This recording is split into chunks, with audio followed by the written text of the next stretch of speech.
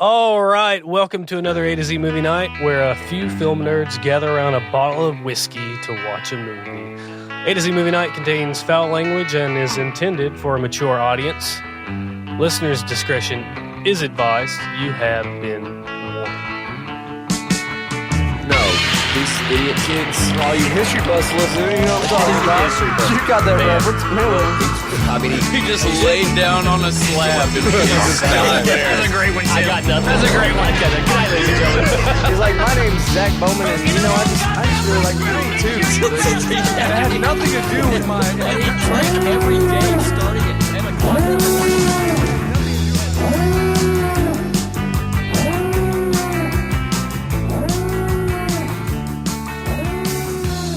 Hey guys, I am your host, Tim Postlethwaite, and I'm here with my co-hosts tonight, Aaron Barnhill. Yo. And Zach Bowman, Hey. as always. Tonight we are watching BladeRunner. This one's been a long time coming, as you all probably know. BladeRunner is the 1982 science fiction film directed by Ridley Scott. In a cyberpunk version of the future, man has developed the technology to create replicants, humanoid androids with short, fixed lifespans, which are illegal on Earth. Deckard is a former Blade Runner, a detective tasked with apprehending rogue replicants, forced out of retirement when 4 replicants escape from an off-world colony and come to Earth. Yeah. All right, I'm in the full screen mode so I can get everything in order. That is like the most condensed way I've ever heard. Yeah, it's good, right? Yeah. Yeah, I mean, this one's been a long time coming. We're gonna do something different at the end of it, right? Yeah, if you're watching this live, stick around. We should have like a kind of a live discussion afterwards where we sort of do a deep dive into the movie where we don't, where we're not really like watching it live. And I think we'll address some questions we have in the poll, but that's about it. Open it for discussion a little bit. Yeah, so I guess, is everybody ready? Yeah. We're ready. We got our shots ready? All right, let me get... Ready to blast off, dog. Yeah, let me get this set up. All right, here we go, and we're going to kick it off in 3, 2, 1. Cheers. Cheers. By the way, guys, if you're watching along, we're watching the final cut version. Yes, not the director's cut. I guess we should see. And not the theatrical. Cheers. Ooh. These are very Deckard glasses you brought here. I know. It feels. That was on purpose. You pay The so Ladd much Company, attention to which is detail. Alan Ladd, who was president of 20th Century Fox, I think, at the time. That was one of the producers on Alien, right? Star Wars. He was one of the main guys Okay. that believed in the script of Star Wars, and he was responsible for a lot of that stuff. Sci-fi would not be the same today. Now, I guess, Zach, do you want to say something about... About this movie, my input, really... Just dating back to the inception of movie night as a whole. Well, I was talking to Tim about it earlier. Oh, yeah, okay. And I was really thinking about it, and this movie more than probably any other movie that we've done, and I'd say that probably definitively, more than any other movie that we've done it's probably the one that we could all say is our favorite. It's the one that kind of ties us all together.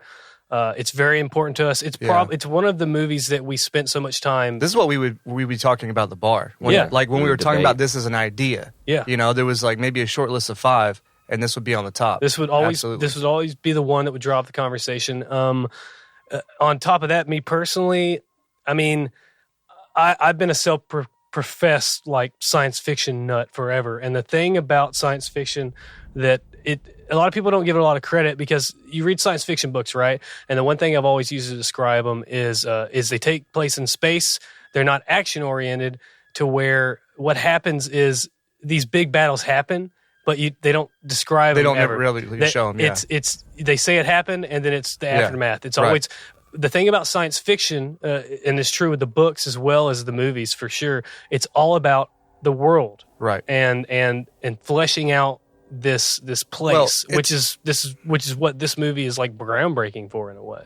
Same as Akira, same as any good They're all movie. about the world, and also the technology is central to the plot. I try to tell people this all the time. I have a debate between sci-fi and fantasy all the time. I will tell people, if you think that Star Wars is sci-fi, then we're not friends anymore. It's fantasy. If you can replace something with old technologies, then it doesn't really matter. Well, we are talking about world building. Yeah.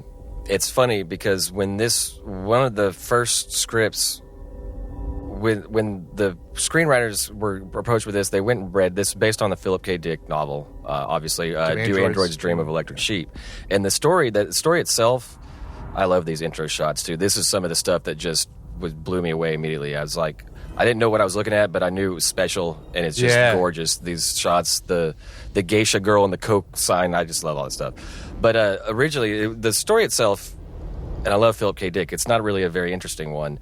And Actually, I got the book. I didn't read it. Same as It's pretty short. Yeah, it's a short one. I like Philip K. Dick novels. So yeah. Like I said, science fiction nut. But originally, one of the very first scripts, this was supposed to just take place like almost in one room. Yeah. It was really? It was a very low budget, one room kind of movie where there was some, he was investigating, and there were some apartments. There might have been one or two like street scenes, but it was supposed to like almost completely be confined, like a 12 Angry Men or Glenn Ross type of. I'm so glad that didn't happen. One room, and it wasn't until Ridley Scott came on and he read that, and he's like, I wasn't very interested. But the question that he said, he goes, "What's outside that window?" And they're like, what are you talking about? He goes, it doesn't matter. And he's like, no, I want to know what's outside. Yeah. That's it, Let's go explore that.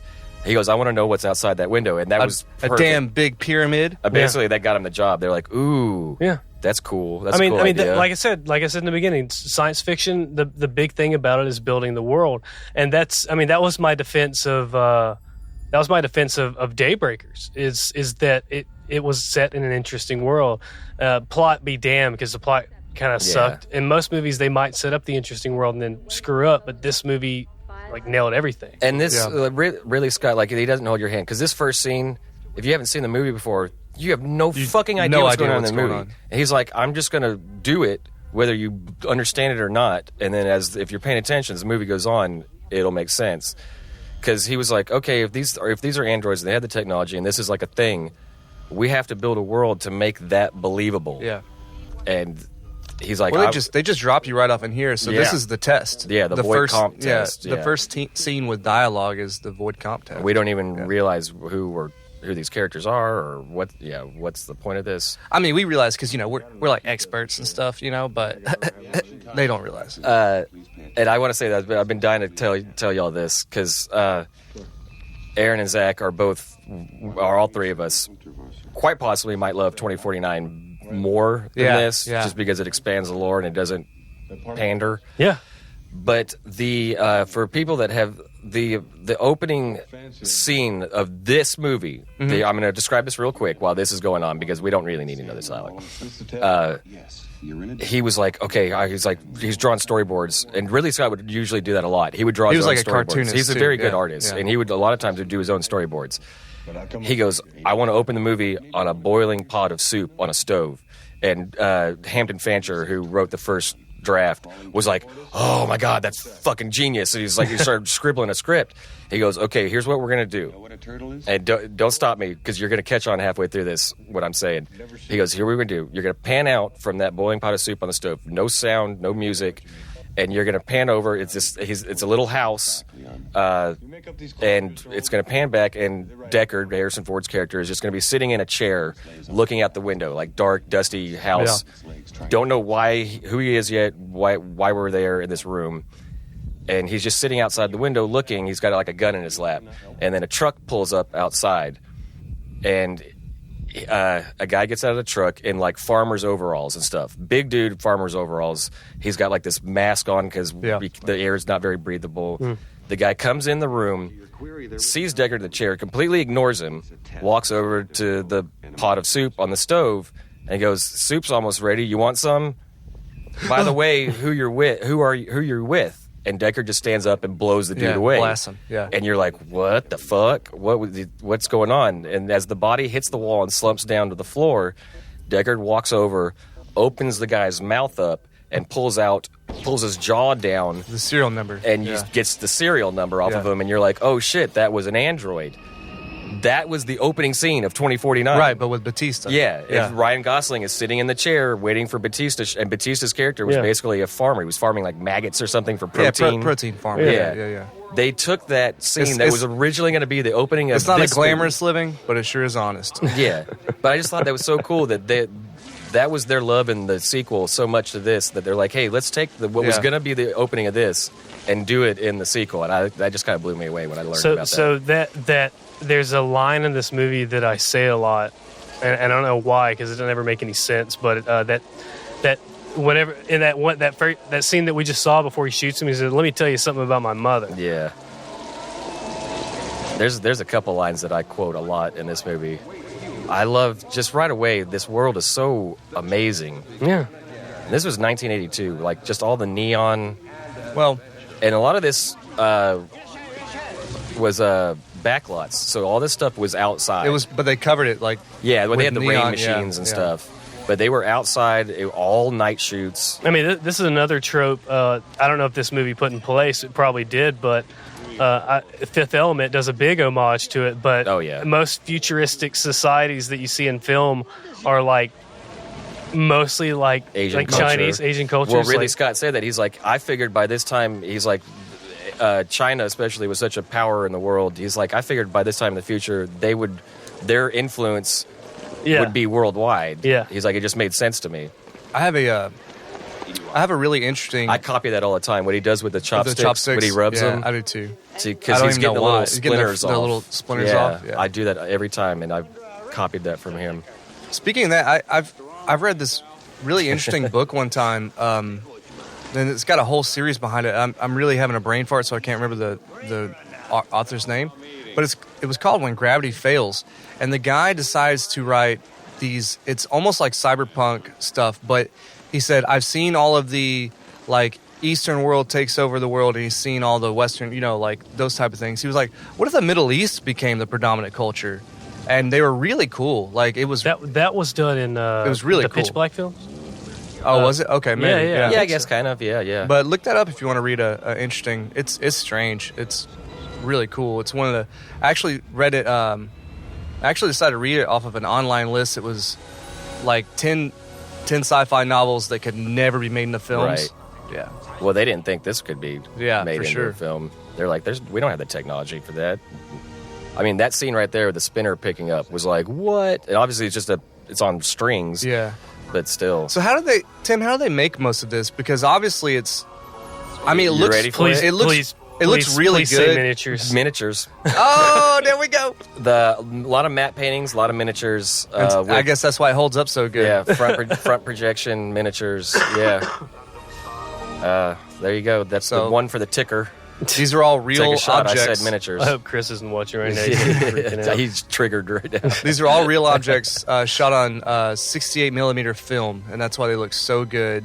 That's why they stand up, they hold up, no CG. Oh yeah, this was before CG. You had visual effects. You had like Commodore 64 looking stuff, or like DOS terminals, like an Alien, Right? Yeah. Yeah, I mean, we'd had Star Wars and Alien basically at this point. Right. As far as like well done future sci-fi.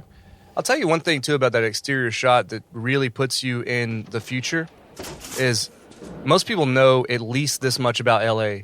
It never fucking rains. I don't know if you've ever been to LA. They get like 3 inches of rain a year. Well, there's definitely like there's an element to what they're talking about with the lore and the story in this movie about it's like acid rain. It's like pollution. Yeah. Well, they're talking about the excess of man and how you can't get a real snake because they've destroyed destroyed the planet. That's why it's raining in LA. Right. Yeah. It's pollution, that's acid rain. That's what I'm saying is like it puts you into a different time completely. Yeah. Because most people that are watching this are familiar with That's LA. it, man. The big part of this movie, beyond all the argument about if he's a replicant, beyond anything else, like the world is so dense and so. Fan fiction, you could do a million things in this world. Yeah, yeah. I mean, they're just finally now making. this book or this movie kicked off the cyberpunk thing. Absolutely. And yeah. they're just now doing a video game set in a world like this that might be it's like a close mobile to Cyberpunk 2077. Yeah, like this is the beginning of the cyberpunk genre. This is one other movie. No, this was pretty much the beginning. Yeah. Now I know a lot of people that are probably listening to us are like, just hurry up and tell us if y'all think Deckard's a replicant or not. Nah, we'll we're gonna save that. We'll get there. We got a long way. Yeah, to we're go, gonna save that. everybody. Trust me, we'll get there eventually. So, did we say that we're watching the final cut at the beginning? Yeah. Yeah. Just wanted to- And this is when we did the cheers. This is the definitive version. They were the like, generally accepted version. yeah, this was the final version. They started trying to do it in like 2000 and then 2002, and then they took 3 more years off and got back to doing it in 2005 and didn't actually start doing it to I think 2007 is when it finally came out. 2007, Yeah, something 2008. like that. 2007. Now, and we were talking about this earlier. One of the things about that is that there's like 3 main versions. There's the There's a theatrical version, and it has the voiceover narration and the unicorn sequence and all that. Or no, that got added. And then there's a director's cut, which wasn't. It wasn't done by Ridley Scott. Before the director's cut, there was the work print. That I'm leaked. talking about the 3 main. Like Well, the that's what I'm saying. yeah. The work, but that's what got the director's cut. The work print came out and it was leaked. It wasn't official. Yeah. And everybody was freaking out about it. And they even like re-released it in theaters, and it was selling out. They even had to extend showings, and that was made them say like, "Hey, there's enough interest in this. Yeah. Let's bring Ridley back in and actually do a director's cut." Yeah. Now, just to touch on this scene, this is a scene where he's being brought out of retirement. Oh, right. So this is kind of a setup It scene. was also kind of a replicant dossier too. They were showing us. But what I was getting at, which is touching on those, that there's the director's cut, which didn't involve Ridley Scott, and then there was the final cut, which we all accept as the one is 2007. Ridley Scott. This is his vision. Yeah, he oversaw it. But you know, one of the things that's kind of interesting, and I was talking to Tim about it, is that there are a lot of people who like the theatrical original version. Yeah, there are a lot of people. Because Those are the people that are old enough to have seen it in the theaters. Well, that's another poll we could do. Do you prefer the version with or without the voiceover? I might be able, I'll add that to it. Yeah. Most people that I know, they say that they don't like the voiceovers because it feels like they're holding your hand. It's See, that's so- the thing. That's the thing. Yeah. The first time that I saw this movie, it was on TV, and it was the that. theatrical version. And I actually like it. I don't hate it. Let's just say that. Her incept date is Valentine's Day, 2016. Like I prefer this one, but still, I think it. I still like. I think it has merit. You know? I'll say a lot about the voiceover in different parts. I hate it. I hate it because it's like you said, it's holding your hand. It's holding your hand. And they did it because they don't believe the audience is smart enough initial to test get it. screenings, people were like, it seems cool, but I don't know what the fuck's going on. Yeah. And they were like, they forced people back in. Harrison Ford's fought against it so hard. Well, he didn't even do the voiceovers. Wasn't it his son, Ben? No, it was him. I thought it was his son, Ben. He came in and did a little bit for the final or something okay. later on. Yeah. But no, because there's outtakes. That's right. It was for the final. That's right. And any fan of this movie, if you've never seen the documentary called Dangerous Days, it's a 3.5-hour documentary. Watch it. There's outtakes in there of when Harrison's recording. He's like, I didn't want to do it, but I had to because contract. And he's like reading the lines. It's like, oh, I didn't know why. Yeah. And he's like, every time he's like, fuck, this is so dumb. And he even purposely tried to sabotage. He tried to make it bad So that it wouldn't be like, usable. yeah. Because he was just like, no, this is horrible. Well, they didn't really. They didn't they're really cool. super. Okay. They didn't really super get along. Ridley Scott and Harrison Ford. no, not at all. Yeah, they had an okay relationship, but Well, but- they do now. They speak Yeah. fondly about it now, but Harrison Ford would get so mad because he was like, "Give me motivation. Tell me well- what to do." And Ridley Scott just was like, "No, you're a competent actor." Like, right? He's like, you're he fine. trusted him. Yeah, he trusted And him. Harrison Ford didn't really understand it at the time because Harrison Ford is like, tell me what I need some motivation. Tell me what, and he would get mad because Ridley Scott is very much like Stanley Kubrick in his attention to detail. Right. So there would be a lot of times where Harrison Ford would be getting pissed off because he would be standing around for hours, and Ridley Scott's over here worried about more smoke. Or this coffee mug should be faced this way, and because he was like wanted everything perfect, and Harrison's like, why aren't you talking to me? And he's like, Ridley was like, the director's job, I shouldn't have to. The director's job is to be a conduit. Yeah, he's right? like, I shouldn't have to explain to 15 different people what I'm doing. he was working with her because this was like her first film. Yeah. And he just trusted that Harrison Ford knew what he was doing. And No, okay, so a lot of people, when we're speaking... Didn't just to touch on it, didn't Sean Young go crazy? Yeah, she went crazy as fuck. Anyway. If you want to hear more about that, listen to our Batman Forever Christmas Batman Returns. episode. Our Batman Returns. Sorry, Tim. I didn't mean That's to right. She's the insult you. chick that tried to be Yeah, trying to be no, Catwoman. don't explain it. They got to go listen to Batman Returns. Yeah, okay. it's if a you wanna good hear story. that. But going back to that thing, so a lot of people really notice that sort of interaction, and they think that Harrison Ford is kind of wooden in his execution of it and a lot of people will say that he almost seems disinterested in the role, right? And I would actually argue that I don't think that Scott did that on purpose, but in doing so and giving him so little motivation, he made his like character just as a human ambiguous. Yeah. You know what I mean? Like, he doesn't know his motivation, so we don't know his motivation, and that's why we're still sitting here talking That's about... a good director. You know what I mean? Yeah. That's like Kubrick would beat the hell out of Shelley Duvall emotionally to get a good performance For out of sure. her. Absolutely. And he was babysitting her. And speaking of Stanley Kubrick, the man that plays Tyrell is Joe Turkel. And if you look at that actor right there, that is the man that plays the bartender in The Shining. Absolutely is. Look at that. That's the guy. Are you serious? Yeah. Sure Tyrell. is. He's just a little older. Yeah, Tyrell. Yeah, this is 2 years after The Shining. So that's the actor that played Lloyd the bartender in The Shining. Now look at that shot, dude. Yeah, that's front projection. And that scene right there, we spoke over it, but like the owl, she's like, a nice owl, is it artificial? Or he says artificial, and she's like, well, of course. Of course. And if you see the shimmer, that orange shimmer in the owl's the light, eyes, yeah. that is a dead set, this is synthetic. And that comes back later in is he, isn't he kind of things. That when you see that orange shimmer in the replicant's eyes. Yeah, except his shimmer's like red, though. No, it's very vague. It's not amber. It's like a blink it's and not you miss amber it like thing. the owl. But this is the test that they but do. Sean Young you know. they gave her the little shimmer in her eye, you know. Yeah, when she was walking up. She was very like you were saying, Harrison Ford just did not have a good time in this movie. He didn't like, and a lot of people say they do. Ridley Scott's a hard director to work with because he doesn't like to explain himself. Right. He knows what he wants, and he's gonna. He probably gives you like detailed notes too. Yeah, he's probably like, here, read this packet. I'm gonna do what I want to do. He's like, my job is not to. Yeah, he's difficult to work with, but I understand it. He's like, I'm the director. It's my movie. I'm allowing y'all to be a part of this kind of thing. So he can be an ass. I take him to the doctor. And Harrison Ford. So Harrison Ford. See, and him look, she's got the butted shine. heads. She had the Yeah. shine in her eyes, like right there, sitting there. Yeah. But this is like Ice play a lot of roles in this. See, thing. usually, it takes like a dozen questions to figure out if they're a replicant or right, not. right. He sits And through like 40. When or Tyrell something. comes back in, he said it took over like 100 or something Yeah. for her because she's like an advanced model. she's like a She prototype. doesn't even know she's a replicant. Yeah, she's a prototype. Yeah, she finds out later on and he's just sitting there smiling and shit. because she's like, well, is he smiling because Top me off there. is he? sir. That's like, is he smiling because he's so proud of his work? Yeah, Is he smiling? Well, that goes into is Deckard a replicant or not? Because you could say, is he smiling because he's so proud of Rachel being so perfect, or is he because he's looking at Deckard when he smiles? Yeah, So yeah, yeah. is he proud of her, or is he looking at Deckard and he's proud of Deckard because he's like, you don't even know you're a fucking replicant, and he's like, man, I don't know.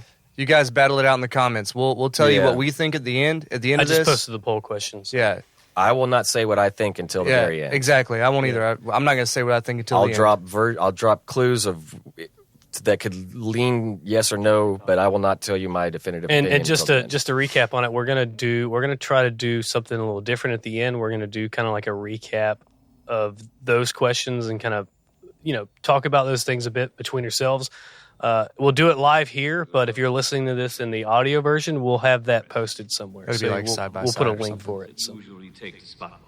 I don't get it, Tyrell. How many questions? Yeah, he's like, I want to know. Cross-reference. So it's another funny thing too. I don't want to bring up the sequel too many times, right? I don't want to bring it up, but there is a very similar thing in the sequel where they go to the Tyrell Corporation headquarters, a pyramid, and there's a very similar theme where in this one and that one they have a lot of like organic features in them. Like this one has the shimmering of water, And there's a lot of stuff like that. And it's meant to like be a contrast from the stark world outside of this pyramid, where it's like I like how they replicated the shimmer. the shimmer. And it's a reversal of the modern world, is where if you have nature that surrounds you, you're poor. But in this future, if you have organic rich. things around, dude, you're loaded, bro. Well, they kind of tip on this in the 2049 because of that scene where there's like it's like a reflecting pool around and wood. But in that scene when they were building all that set, Ridley comes in and he goes, I want the lights to kind of be doing like, and he uses his hands like this thingy. They're like, what do you mean? He's like, I just want like shimmering light on. And they're like, we built this whole set for you. That's all you want. The set designer looks at him. And he goes, well, why? He goes, where's that coming from? Is it water? Is that coming from outside? And this is how Ridley Scott would direct. He'd be like, it doesn't fucking matter where it's coming from. I just want it. It'll look cool. He's like, I shouldn't have to explain to you where it's coming from. All right, I would ask the same question though, because I would be like, because the set designer is like, okay, I need to know. I'd be like, what kind of light is this? You want a light reflective shimmer? Okay. Do you want? He's like, yeah, it doesn't matter where it's coming from. It'll just look cool. I'd be like, hey, buddy, this is the first ever cyberpunk movie ever directed, as far as I know. Do you want a laser light show? Do you want? Is that your Ridley Scott impression? No, this is my carpenter, my on-set carpenter definitely from L.A. Like, what do you want, guy? I don't know. Do you want water? Well, do you want fog? I don't get you. Oh, he loved smoke on the sets. People used to mess with him because he would always be like, more smoke. The name originally of this film was originally going to be called something really stupid. That was going to be Dangerous Days originally. No, well then they landed on Dangerous Days. Oh, yeah. And that was the first script was called Dangerous Days. And the term Blade Runner was actually a William S. Burroughs novel. Yeah. And somebody was just like, that sounds cool, let's use that. I thought it was just their character was already in the movie, and they were like, or his that's occupation. where they got it from, was William you. S. Burroughs. They're like, we'll call them Blade Runners. And Freaking Leaf, bro. That'll be the name. It's a synthetic scale. Yeah, no, yeah. And when I read, he just thought it sounded cool. Yeah, it just sounded cool. Yeah, I was like, that's cool. That's fine. Ridley, you can do whatever you want. What kind of name is Ridley? Ridley Scott also was. They were looking at him really to do close this to Ripley because they'd had meetings with him, but he was originally going to do the Dune film. Yeah, he was, and then his brother his brother died of cancer. His older brother Frank died of cancer, which is really tragic. He's still kind of monumental. He's still kind of in that trying to get that made, right? Like something's being done with it. No. That's what's crazy about this is because it comes full circle. It's what. It is all connected? Because are you trying to get me to say it is all connected? The director that did 2049, Villanueva, I'm forgetting his name. Villanueva. The guy that directed that is now directing... Villeneuve. He is now directing the new Dune remake. I thought that Dune was going to be a TV show, not a movie. It's a movie, and that guy's directing it, and like Batista... that's going to be badass, Yeah, the cast they've announced for it is fucking amazing. That's going to be badass. Yeah. Rocky, why are you being so needy? Oh, one thing, we've talked around it so much, but we haven't really. So there you go, folks. We haven't really mentioned it, but the cinematography, man. Like, the cinematography. It made this movie. Jordan Cronenweth. Yeah. Let me pull up some of the other ones he did. He's like more of like a classic kind of guy. Like he's just like an everyman. He's I don't know if it was... he did this movie, and then after that, he just mostly did like concert films. He did Stop Making Sense, which was the Talking Heads one, which is like one of the greatest concert films ever made. Right. He also did U2's one, which fucked them, but he also did Get Back. I love this. The little kids on their bikes and stuff. The sets are fucking Are they amazing. little kids or are they Asian elders? He also did The Adventures of Buckaroo Banzai. So. Just the sets on this are amazing. Well, you said the cinematographer. I think it was the first AD or the main cameraman. I can't remember his name. If you can find him, he was battling what they later found out to be Parkinson's during this. Wow. And hopefully he wasn't holding a camera. Towards the end of filming, it had taken its toll on him, and he was in wrong? He was in a wheelchair by the end and passed away shortly after. Aaron. Oh, am I supposed to feel that now? So he's not holding nothing now. Too soon. I would like to remind everybody that I'm playing a character based upon myself. All views that Aaron Barnhill says are actually of his own and do not reflect the opinions of others at A to Z Movie Night. Thank you very much. I'm going to show you. So Joe Turkel was the bartender in The Shining, which is one of my favorite movies. Another one of my favorite movies is Big Trouble in Little China. Yeah. And You are this next to actor 6. right there played Lo Pan in Big Trouble in Little Sure China. did. Indeed. Hardcore fans will get that reference that I just said. Deep thunder rolled around their shores.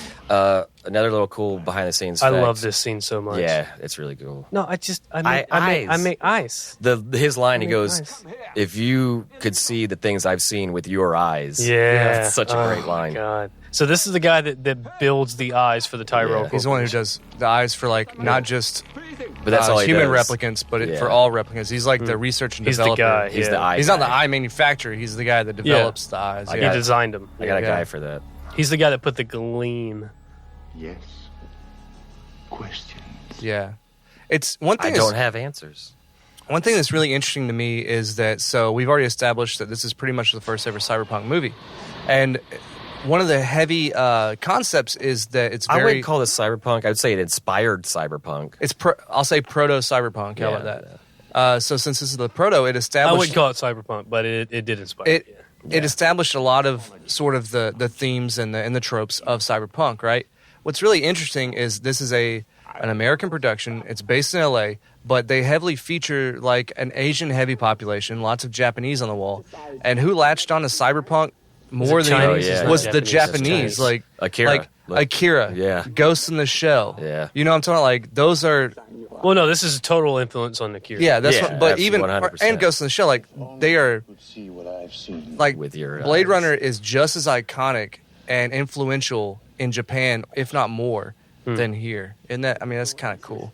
I think it's kind I of think it's because they put all that were Asian being influence? represented Yeah. in a Western film. And he's probably, damn, and that's sick. they'd probably never seen that before. They're like, wow, we're being represented in a good light of Well, like, I mean, Los Angeles and California in particular, because it's on Well, yeah, it's on yeah, the yeah. closest side of the coast. Has always had a huge but there's not like Asian Japanese population. billboards over there. But when did you ever seen a movie where like the Japanese culture was in a positively, in a American cinema? Man to see. Rutger Hauer was perfectly cast for this film. Yeah, he Oh was. yeah, And he just Other waxes. actors that were thought of to play Deckard, Harrison Ford's character, Hampton Fancher, who wrote the first draft, even when they were doing storyboards, he Sebastian. initially was writing it because it's a film noir. It's a detective story Right, set in a exactly. sci-fi set. It's a sci-fi setting.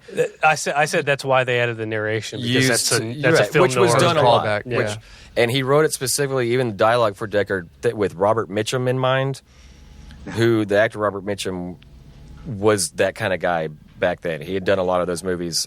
He was the kind It's like that the slapped beginning women. of Gremlins. Or He something. played a lot of Yeah, slapping women he characters. Was most famously, Come on, Darla, pull yourself together. He most famously was in the original version of Cape Fear. Oh, okay. Oh God, what's the one? He's the guy that the movie. Look up Robert Mitchum. There's a movie. He had Love and Hate on his knuckles. Which is a lot of people have done that. I thought that since. was Cape Fear. No, this was the other. This With- Robert. That was It was Robert Mitchum, same actor, but The Night of the Hunter. the Night of the Hunter. Oh. There you go. Another actor who was actually it was even drawn in a lot of the storyboards.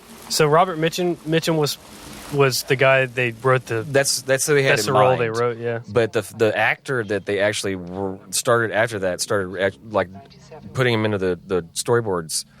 Dustin Hoffman He was in the original Cape Fear, though. for That would've- that's what I'm saying. He was in the original Cape Fear. that would have been the worst thing ever. They wanted Dustin Hoffman. Yeah, because they Jesus. didn't want him to be an action hero. I don't know. that I would've don't been a pile of okay, crap. you know, It was- I think that probably would have been. It would have been. It wouldn't be the same movie at all. I wouldn't No. believe it. I think it. I wouldn't think it believe would have at been. all. I think it wouldn't have. It wouldn't have been terrible. I Because wouldn't believe it. they didn't want to portray Deckard as a superhero. No. They wanted just like an older detective. That's before they ever started thinking about he could be a replicant too. They just wanted like this old retired Yeah. detective guy. And they looked at Dustin Hoffman. They Well, looked at there's- Al Pacino. Al Pacino was up for it. Nick Nolte, Burt Reynolds. Well, Nick Nolte, maybe Burt Reynolds. If Burt maybe. Reynolds, I would have this movie.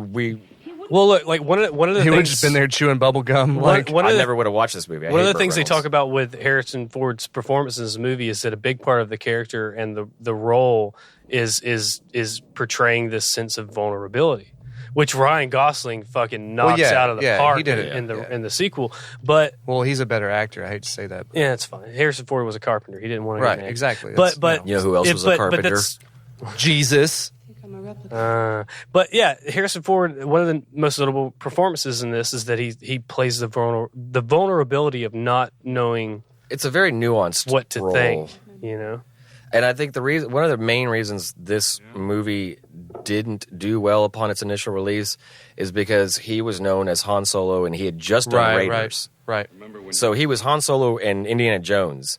So people went into this expecting a sci-fi Yeah. A romp. action. They were like, I want- yeah. You know Harrison Ford, you're talking about? You telling me my boy Han Solo? She boy. Fuck yeah! one thing I've been when they didn't get that, they were like they went in expecting something totally different than what They it probably was. had a trailer that maybe have told Yeah, them might have that it been was an deceiving. action. I think they had like a trailer that was cut up to make it look like an action. That's how they movie. marketed it because Yeah, they're like Harrison exactly. Ford from Star Wars. That So- was they pushed the Star Wars thing really I'll hard. go ahead and for. bring this up too. The biggest reason why this movie kind of bombed in the box office is because it had to compete with E.T. God damn it! Yeah, well, that's why the thing came out the same year. 1982, Dude, the year I was 1982 born, was a very it- great year for film. Conan Yeah. the Barbarian came Yeah. out like it was like the fantasy and sci-fi. Yeah. it was Yeah. the tentpole year 1982. for like cinema of the whole decade. Like Yeah. it set the whole. But well, just to touch on like Harrison Ford and those three monumental roles, like he's definitely my favorite actor because three of my favorite films he was in: Star Wars, Indiana Jones, and Blade Runner. With Those are his three best What things. he's been doing with these sequels is I'm really hoping because there's another Indiana Jones coming in 2020 or 2021. I'm really hoping he does the killing off my character. hat trick. yeah. Right. You know, he does three because he did it in Star Wars. Spoiler alert. He might do it in Indiana Jones, but he also did it in the Blade Runner, right? No. no, he sequel? didn't die in didn't. Blade Runner. Okay, well, anyway, I hope he gets the hat trick, like, and it's so Yeah. amazing, like, and all the sequels have been great that he's been in. So Well, he famously he has not liked a lot of the roles he's done. He's been very vocal about he did not enjoy the Star Wars films. The only reason he came back to do Empire is because George Lucas was not directing it. Right, Because he right. hated being directed by George Lucas. And then even after that, I he mean, said wouldn't you? The only reason he wanted to do Return of the Jedi, he wanted Han to die in the whole Jabba the Hutt sequence at the Right, beginning. right. He's like, kill off Han Can you just Solo. kill Han Solo off? He's Yeah. like, sacrifice him so he saves the other, give him well, a heroic that was death. the story about the Carbonite, right? Yeah, he's like, kill him off. He wanted to die in the first 20 minutes of Return of the Jedi. He hated playing Han Solo. He hated it. He hated playing Deckard. The only thing that I've ever He hated actually playing was- Deckard? He Yeah. hated it. He did not enjoy He it. did not enjoy Star he What hate- movie did he enjoy? Indiana Jones.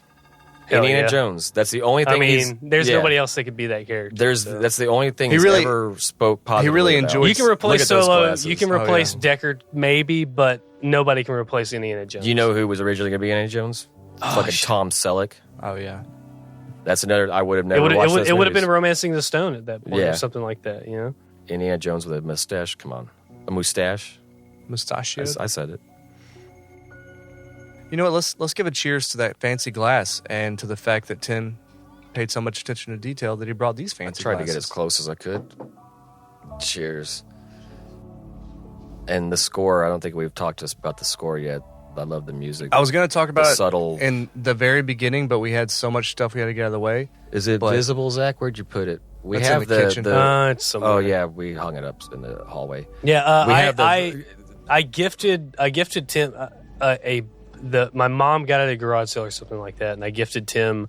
I don't remember when. I think it was whenever we started doing movie nights. It was when we were still doing it in your kitchen. Yeah, Yeah, and yeah. and I had it. I always had it, and I think one night after we did one, we were talking about Blade Runner, and I remember that, and I was the reason I gave it to you, Tim, is because I was so appreciative of what you even then and still to today what he brings to the what you bring to the table, and I'm not buttering your balls, but what No, you bring, I know what you bring to the table, and No, you are buttering movie night isn't what it is without you. Like, you were the impetus, the yelling at you about whatever about any other movie is why we did that. So that's why I wanted to give that to you, and I asked you to bring it because I got these frames. So we have the vinyl OST of Blade Runner. It belongs here in the studio. It's going to go up next to The the Drew thing. Struzan? Yeah, You the can tell Drew there's a Struzan. beautiful map painting in the background of this. So right now, I know right off the bat that this is No, and I love you, Zach, for that. Oh, I love you too, buddy. for sure.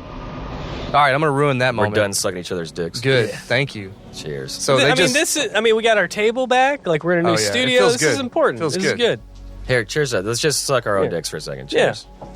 Cheers to over a year of I don't know if I movie can This cheers. is Cheers. the Cheers. the Bradbury Building, which is a very famous building. I don't know if anybody knows about the Bradbury Building. I seen it. What's the Bradbury Building? You can look her up. It's a Art Deco building. And Yeah, which was like known to be very, very DTLA. clean and pristine on the inside. And they were allowed to shoot in it at night. Yeah. And they went in and just like threw trash all over the place, like sawdust and shit and Architectural smoke. And, landmark in Los Angeles. So this is the introduction of Pris as her Right. character, right? Funny fact about her is she is, as I read on her dossier, she's the baseline pleasure model. So Yeah. in the future, they have robots replace prostitutes. we're calling, which is we're calling well- you out, Houston government. yeah. Stopping the I don't robots. know, Yeah, I I don't know know. if she's a pleasure model or it's the other one that he meets later on. no, I The think it's stripper one. I'm pretty sure. Well, there's two. Oh shit, we missed it. There's- Did we miss it when she smashed into the little garbage truck? No, she just smashed into it. Yeah. Okay, that Yeah. was real. That was real. That was When real she when glass she that broke. when she smashes into that, her elbow went through it, and that was not breakaway glass. Oh, shit. She hit it so hard, and if you've seen Oh, her I see. interviews, to this day she's shown it. She still has a huge scar on her elbow. Wow. They had to pull several shards of glass out, and she goes, "There's still like one or two pieces kind of moving around in there," and she still has like a and that's a this kilo- is all the take. She was just like, nah, I'll just. well, they might have cut. Wow. But that was not planned. That was not breakaway glass. She fucking sliced into her elbow and Wow, what had- an actress! No, because they had to get didn't cut. stitches. They just kept going. Well, yeah, and she was for like several minutes. She's Yeah. like, I don't have. Yeah, that's commitment. that is commitment. What did Ridley Scott do before this movie? Where was he at? Alien. Okay, Alien. so he He did Legend right after this. I mean, honestly, Yeah, if I was an actor or actress in a Ridley Scott film after Alien was pretty groundbreaking as well. But Yeah. it's like I would be like, yeah, I don't care. I'm just gonna. yeah, throw me in a pile I'm of not. trash. Yeah, please. Like, Yeah. She had a lot of freedom too with her character. She's the one that came up with the idea for that wig, which I always hated. Yeah, I never it liked. looks like a mop. It's Yeah. like, yeah. I never liked her hair. I think it's cute. You know, you might be right. She might not be the pleasure. I think that is. It's the other yeah, one you're because right. I think was she's totally wrong. kind of like because I mean she's Yeah. a fighter. You know, She's just like super young. She's like one of the youngest of the rogue replicants. but she's Which is Rutger Hauer's supposed to be like 3 Well- years well- old, and she's like a year old. okay. Yeah, I see. they all have like a lifespan of 4 years. Yeah, yeah he's the one that's closest. and that's to why death. they escaped. They kind Yeah. of have. that's what I was about to bring up. Is like Yeah. the maturity of them and Rutger Hauer is basically at like he's like the end stage of his life. But he's not though too, because the way he always like waxes philosophically, and he's like an angsty teen, really. Like that's the stage he's in. Yeah, their bodies, like Yeah. you said, they're still children. That's But- why but- they're but that's- sympathetic Well, characters that's- because that's what I'm trying to get Yeah. at is like they didn't what's ask for this. what's the rate, because they are robots. They do think faster or smarter or whatever. They don't than- all think faster and smarter. Yeah. They give them different intelligence. Like Rutger Hauer is different backgrounds will he make is- you think different he is ways. physical too. If you class A. if the memories they put into the Yeah. the robot They had like are 12 deeper, memories. Yeah. then that will steer their personality a different direction. Just like some of us are more introspective, some of Well, us are more. that's what makes Sean Young's character different. The universe is so deep. These things always creeped me out. Oh yeah, they're creepy. I remember as a fuck. kid, I was like, I "What the love fuck?" Another cool thing: this guy that plays the toy maker guy, he's the Yeah. one that kind of created the He AI. dressed them as World War I generals. Well, this actor, his character creates the AI. Basically, he's the guy Right. that did it for Tyrell. Oh right. In the Batman animated series, he voices a character in 2 separate episodes in the Batman animated series that is basically the same character. Basically the toy maker. He guy. creates an AI that becomes self aware Oh yeah. and runs amok, which that couldn't have been on No. accident. That was not an accident. They got the same guy. I mean, a lot of these side characters are probably people who still go to the cons Oh, and, yeah, and yeah. make bank just because they were in this. Hey, movie. you're going to Comic Palooza, eh? Yeah, oh yeah. Yeah, yeah. Tickets are bought and paid for, baby. Dope. I'm meeting the mother of dragons. You mean that Khaleesi? You talking about that Khaleesi? Yeah. Oh, shoot. Best meet. I already met Khal Drogo. You mean Big Dave Navarro? You mean that guy that you were taller than? yeah. The Kree still trips me out. Now here's the thing. Okay. Hey, this is from Legend, ain't Well, it? now hold on. That yes. Are you serious? Hey, Okay, that's from Legend, ain't it? This was supposed to be because they went back and put this in after. This wasn't in the theatrical cut. That's from Legend. I know. A lot of people say yes, this was unused footage from Legend that he just threw in there to Yeah. kind of drop the hint. Oh, Deckard might be a replicant. Why is he dreaming He of has unicorns? like false. Another guy memories, yeah. says no, that's bullshit. That was intentional. Ridley did it on purpose. I believe that is actually Legend. I think that's from Legend, Yeah. dog. I It don't. looked like the same horse. I know that horse. Well, because that's one of the trivia facts is that was it the theatrical version or this one where they took footage from The Shining? We brought that up. Well, in The that's Shining. that was you a theatrical. You fucked me. Yeah. That was the theatrical. I was going to say Oh, you're later gonna on. bring it- There's another time in this movie Yeah. where he uses footage from another film, and it's Yeah, the, but if the he- happy ending. Okay. that if was you a use theatrical footage from So another we- film, he might from another. We so. brought that up in That's the just Shining another- episode. If you another want to, Kubrick connection. If you want to hear that story, then you're going to have to go back and you're going to have to Yeah. go listen to the Shining episode. Check us out. 'Cause, We're on yeah. all major podcast platforms, Spotify. whatever you want. Go listen to the Shining. We're on That's YouTube in the, now. That's in the Yeah, very we're on YouTube. That's in the very beginning. That's Yeah. the beginning shots. Well, So- that one's on A to Z podcast. Well, actually. Kubrick shot hours of helicopter shots, and that was an expensive shot too. Ridley Scott used that in the. Do you think Ridley But Scott and that- Kubrick were that- friends? Well, that footage is not in Oh, this I don't know. version. Probably not. That was the happy ending that I hated. I hated that they're driving in the sun's. It's all sunny. Yeah, that's why and people you hate see it. They're like- green trees and they're like, grass, wait a minute. and it's like, wait a minute, Wait, where I thought did this come I thought from? grass was rare. Exactly. Yeah, That's why I was exactly. like, what the fuck is this? It was the happily ever after. People were ending like, that wait I a minute, never- if that exists, how come people don't just move there? Yeah, Yeah. yeah, I never liked that. And how can refugees move or That people was who are running basically- for the law move there? you that know? was basically the producers saying, you gotta put something. The Americans aren't going to like this. everybody's yeah. scared of the British ending, man. Like, Nobody's gonna understand. 45 right.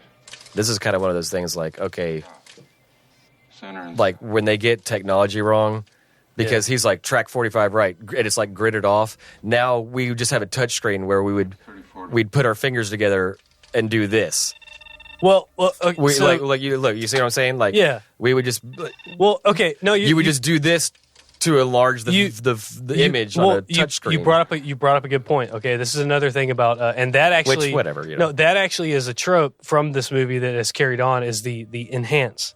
Yeah. This scene is actually something that got carried on in other science fiction movies. But So that's why it's in because NCIS. see, like, look at that, like, do. No, but we would hold just on. be like, boop. Yeah, exactly. That's what I'm getting at. Is and back to talking about science fiction as a genre is one of the big things that always gets brought up about it. And you can call out Isaac Asimov, William S. Burroughs, Philip K. Dick. Yeah. One of the things about each of these authors has a section Clark. on Wikipedia of the things that they predicted. The because a lot of propheticness, science yeah. fiction was done in Look at his eyes. the teens, in the 20s, 30s, or even earlier, and that's the big thing about science fiction is that the thing about science fiction is that they're written. Do you know who's the most prophetic science fiction author? No, who? Still, right there. take a guess. It was the first one. Isaac Asimov for sure. Jules Arthur C. Verne. Clarke. way Jules older. Verne. Oh, yeah, I way guess, yeah. older. But that's the thing is like the thing about science fiction is He's that the godfather of and sci-fi. I brought up how you don't see the battle. They talk about what happens after. Polaroid. All these guys are very they're super, very super futuristic. Eh? All right, I give up. Fine. No. Fine. We're listening. keep I was going. dropping things in. But all these guys, these science fiction authors and people who come up with science fiction are always very introspective, social. They look at the world as a whole, and then they think about where it's going, Right. and they're very interesting characters. That's why science fiction is so powerful. You know, like, and we're finally getting to a state in our culture to where we're getting the Game of Thrones level of production for science fiction. science fiction, They yeah. do Westworld, but they're about to do Look at that damn they're about shark to in do the window. Foundation. And I don't know Oh, if they're gonna do the trilogy? Yeah. They're going to do a series on, I think, HBO, and it's going to be the Foundation series, and I'm so excited because that's Isaac Asimov, and it'll probably be the first time that his movies have been, or his books have been given justice after, I, Robot. Yeah. Well, we're talking about technology. I don't think we've actually brought up yet that this film takes place in 2019. Oh yeah, that's Yeah, why well, I mean, it's part of our 2019. That's why I don't it's- think we actually mentioned that I would say yet. that's assumed. Yeah, this movie, this was what Ridley Scott thought 2019 would look like way back in 1982. So if you Kind of a stretch. you do the juxtaposition of what he thought the world would be like and where we're actually at right now. Yeah. You know, Well, I mean- thank God the world hasn't deteriorated as. right. They had a very pessimistic view of the I mean, future. think of the Cold War, yeah. But think of the World's Fair in like the 50s. They had the flying cars and everything. Yeah. You know, like there's always a Still better waiting on those expectation. flying Well, cars. The thing about it is like so really, really, really good science fiction, really good futurism. What you have to do in order to write it or portray it on screen is you have to separate everything you know about your own time. And that's why the majority of these films take place in like a futuristic version of the 80s or something like I don't that's think what- so. I don't know think so. I know so. Well, no, I think it's No, more I- like if these times Nah, continue, dog. what would happen? No, I know so because it's like you don't like in Alien when all they're doing is like MS-DOS. They're interstellarly traveling because they don't remove themselves from what they actually have. They go, okay, cool, we have this, and they think of MS-DOS at that point as future, so they don't look past that. A lot of movies. Well, there's a lot also of, the restrictions of the technology No, that sure. they could actually use to. Well, I mean, but that's what makes it like fantastical is when you think way outside of that. And to this day, I still think the best vision of the future, the most prophetic one of any movie, was Minority Report. It was the Which one. was also written by Philip K. It was Yeah, Philip K. yeah. Dick. But they like that dude. They hit the touchscreen They thing. they predicted like gestures, all that stuff, like like translucent stuff. which I was can see that hold on, being a hold on. thing. Which was in the book. it wasn't. The They book. described Absolutely. those. They Absolutely. described those moving scenes in Right, the book. yeah. So Absolutely. Philip K. Dick was ahead of even Isaac Asimov. But like at the time. what you've mentioned He was one of the several prophets, times, Zach, is like you said like what you've said it a couple times, like there would be like. Oh, it's sci-fi. Like, oh, there was this great battle and everything, but you just hear about it later on. Like, Yeah. okay, and now we're reacting to that. That was just because of the limits of. Okay, we can't do it. We can't portray that. Yeah. No. That- This I'm talking about the books. Well, no, okay. Well, I'm just saying, like in film, because like we mentioned Game of Thrones, they in the beginning seasons of Game of Thrones, there was several big battles that we just saw the aftermath, and they're like, oh, we Yeah. won.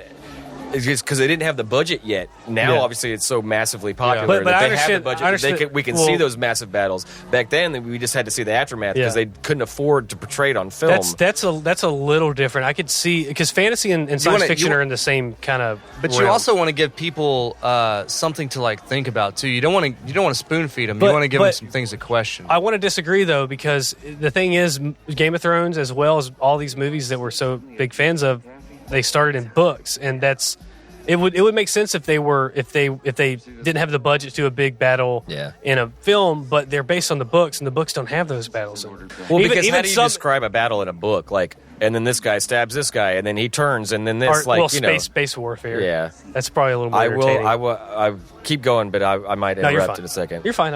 I think. Well, we're talking about things happening off screen. right. yeah. They're about to introduce the girl that he's looking for, and they don't show her performance. You're hearing the audience react Yeah. to. They show them in like the European cut or something. no, some- it some was genre. never. I don't think it was ever. Oh, actually she filmed. actually does a dance or something. The snake dance, but The you snake hear dance. Oh, you yeah. hear. Well, I'll show it here in a second. They're about to do it in a second. See, this is like fake memories. Like Right. I have. He's starting to think. Okay, like this. And what's Sean Young's character's name? I can never remember her name. Oh, God dang it. I don't know. He's kind of like gotten a thing for her. This is like drunk texting a girl. He's like, "Hey, I'm down at the bar. You want to come get a drink with me?" Hey, this is the 2019 version of You Up. Yeah. You still you up? Let me find it. Let me buy you a drink. Rachel. Rachel, that's thank it. you. Yeah. Hey, I know you're a replicant, but what's up? Yeah, I mean, I'll still. Yo, does that mean I can't get you pregnant? He's like trying to gaslight her. He's like, "No, I don't think you're a replicant." Total charge $1.25. Chris said, "No one is attached to cell phones in Blade Runner. Take me to alternate 2019. I'll party with some replicants." Heck Yeah, I'll hang out dude. with some replicants. I will too. Okay, this is like ladies and gentlemen, like if they showed this, but listen to the guy. And the snake. Watch her Watch her take pleasure from the serpent. Oh, geez. Yeah. I mean, Watch her take pleasure from the serpent. I don't know if you know much about Japanese culture, but there is this one thing that they do where they take Pleasure from tentacly things. Yeah. well that, but also like the fish thing. So, Well, like he turns around. He looks at the stage and immediately turns around. He's like, I don't want to watch that. granted, it's a robot, so it's But not that. what gross. do you think that guy meant by watch as she takes pleasure from the Well, serpent? Yeah, There's a lot of Is she letting that snake? I haven't Crawl up her pussy? realized. I haven't realized that until now. Yeah, that's what I'm saying. That's off screen, but it's because of the implications. It's the implication. It's the implication of what is she taking pleasure from? Well, there's a lot of biblical themes too in Blade Runner, and that was one of them too. Was watch her take pleasure from the serpent that Yeah. once corrupted man. Yeah. Where this is his first lead in the investigation. Yeah, the synthetic snake. This is his first encounter with the people he's looking for. Well, that scale he found in the bathtub. is a treacherous woman and a snake. Wait, well, Let's look for an apple. He found the. I like this part where he puts his character Yeah. on too. Committee of Moral Abuses. Yes, Yeah, this is- there's been some reports that the management been taking liberties with the artists in this place. why did he change his voice? Because he's trying to. Himself to be exploited in any way? He's trying to lie to her. Oh, he's trying to look like a bureaucrat. Yeah. Gotcha. He's like, I'm here to help you. His job. he's doing Eddie Murphy's voice of white people. Yeah. Were you He's trying to seem. He's playing like He's trying to seem harmless. yeah, exactly. Otherwise repulsive to your person. And talk to her on see- like, hey, I'm here to protect you from weirdos. Are you for real? Oh, yeah. I'd like to check your dressing room, if I may. Hey, watch me dance. Oh, shit. Yeah. Holes? I want to check you for holes, lady. So, like 2019, they're still using peepholes. Pretty sure they'd be placing cameras in there, but Nah, dude, they don't have the internet. They don't even know. They have future peepholes. cameras are expensive. I mean, do you think the pleasure robots are expensive to rent out? Oh, yeah. I don't know. You We gotta can't. be, you gotta we be can't upper find class. out. Houston You shut don't it even know down. We can't find out. You gotta be upper class. Oh yeah, the skin jobs. Yeah, they did that in 2018. The skin so job we'll pleasure never find houses out. in Houston. Yeah. Bust Well, that it's kind of like he's also saying like, hey, you're just like a stripper in this little dive bar. How do you afford a synthetic snake? Hey, it's not much, but it's an honest Afford it, living. but she might have killed somebody. Well, yeah, for it. that's the thing. Yeah, you can't. I think You don't make enough we're about to money. approach our immature moment, our first titties of the Yeah, we movie. do see some titties. Look at that. Is this a real snake? Of course it's not real. They gotta be working in a place There you like go. this. Let's do it. Let's Yeah. do a cheers to the titties. Come Well, on. see, Come on. they Come on. That is a cheers, I'm even ashamed though of they're not myself. great. Wow. I'm not body shaming. I just, All titties matter, Tim. I think they're pretty. I mean, no, they're fantastic. What am I Trying to saying? exploit me. What's that I'm actress? just- her hair is throwing me off. You're a dedicated man. See, they couldn't even like picture the future of hair. This is 80s hair still. Yeah, Like if you're really doing the future, let's see some future hair. do something crazy. Oh dang. Yeah, knows- she did that. She knows how to fight. Judo chop. She's like, let me put on my clothes so I'm more My presentable. see-through clothes. my completely translucent clothes. Now here's another important kind of moment, okay?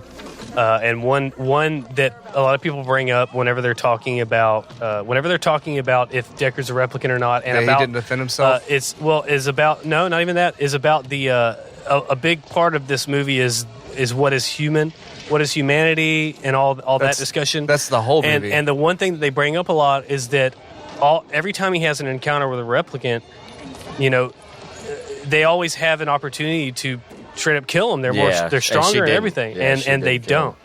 don't. No, she no, didn't. she got We'll- interrupted. Yeah, honestly. we'll pull that up. She would have killed him, but she got interrupted by a girl. What does it So- matter? I mean, It matters because she would have killed him. She was about to choke him out. She stopped.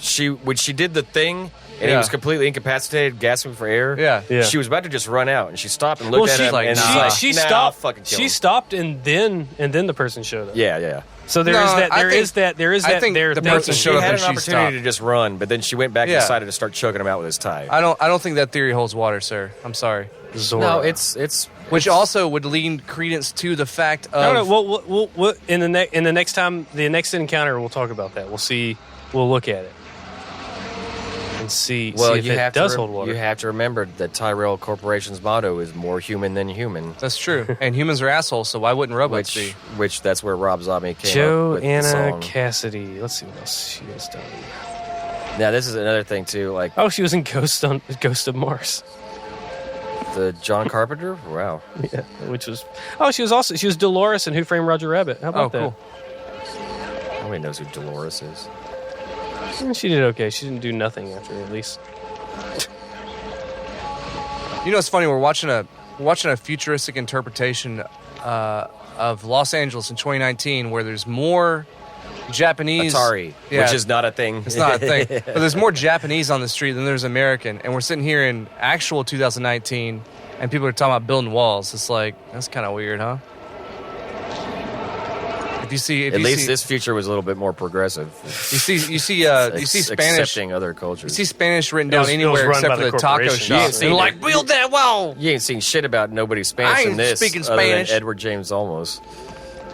I always love those umbrellas with like the lights, the handles. Oh yeah. I just thought that was really cool. Well, you know, talking about. I always like his gun. Talking about how like it's more progressive, but like this is a world where capitalism ruled. It destroyed the earth. That's why Tyrell Corporation is so massive. Right. There's always these, and a lot of Ripley's, or a lot of Ridley Scott's universes. It's a big corporation. Yeah, that is Weyland-Yutani, Tyrell Corp. Mm-hmm. Well, and this is very poetic. This is what reminds me of like this is film noir.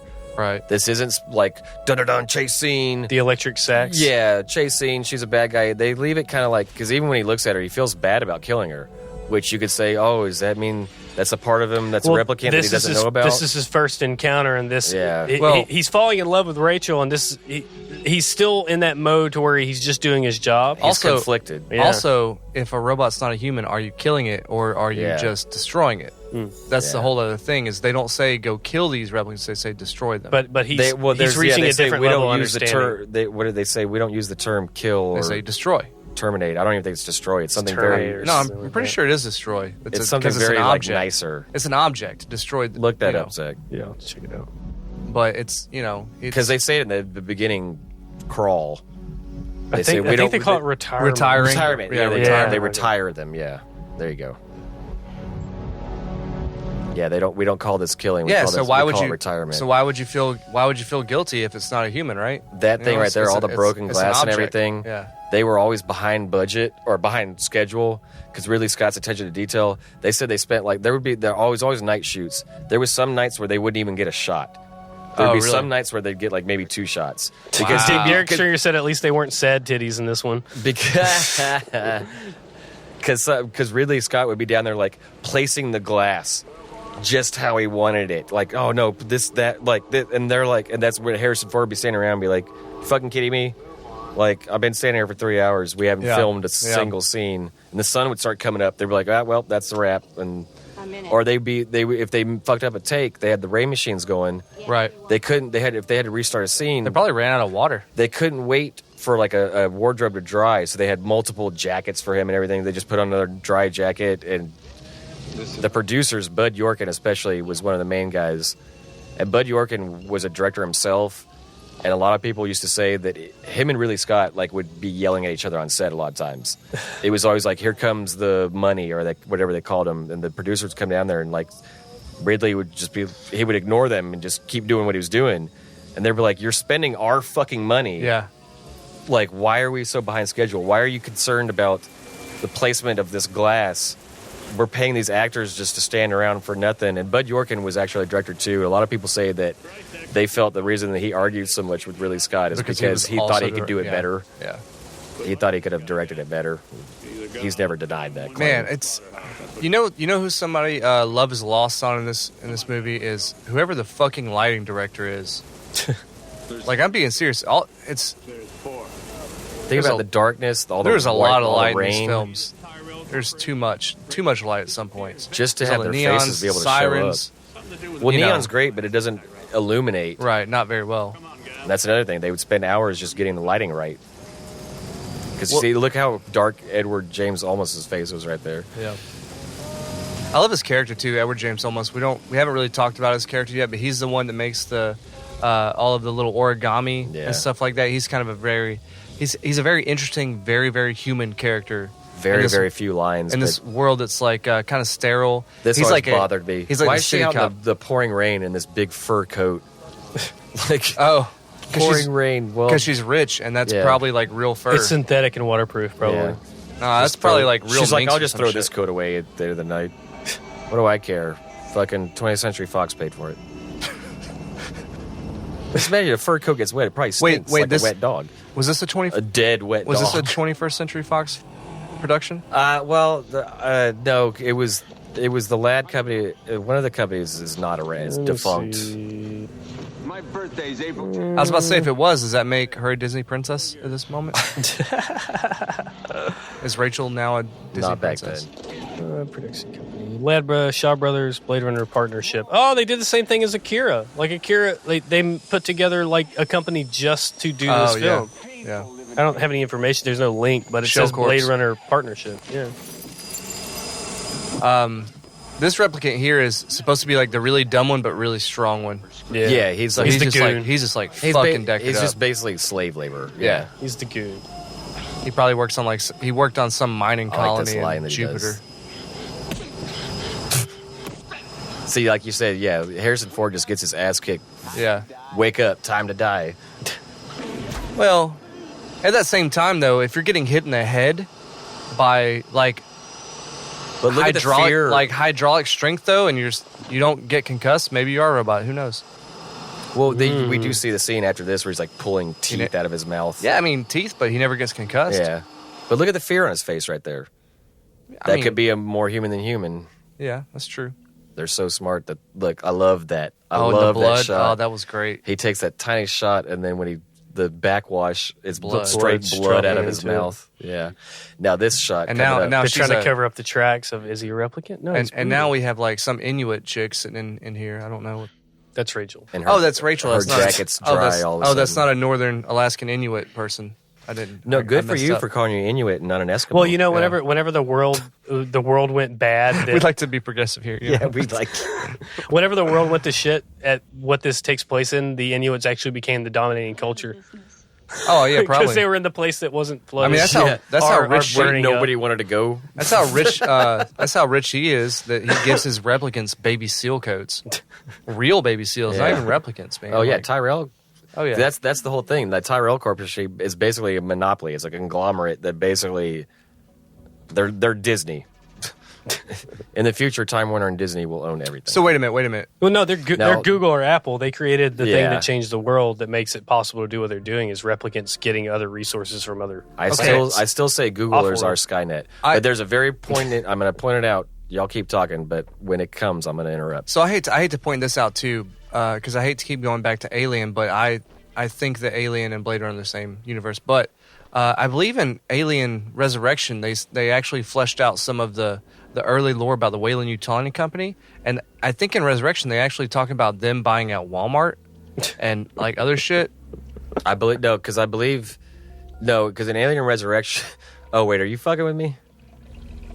Yeah, Okay. I was. Because I was like, no, that's actually not true. Because in Resurrection, they say Weyland-Yutani is not even a thing anymore. They got bought out by like a bigger company. Yeah, I was. And it's the same thing in Blade Runner 2049. It's Yeah. not Tyrell Corp anymore. Right.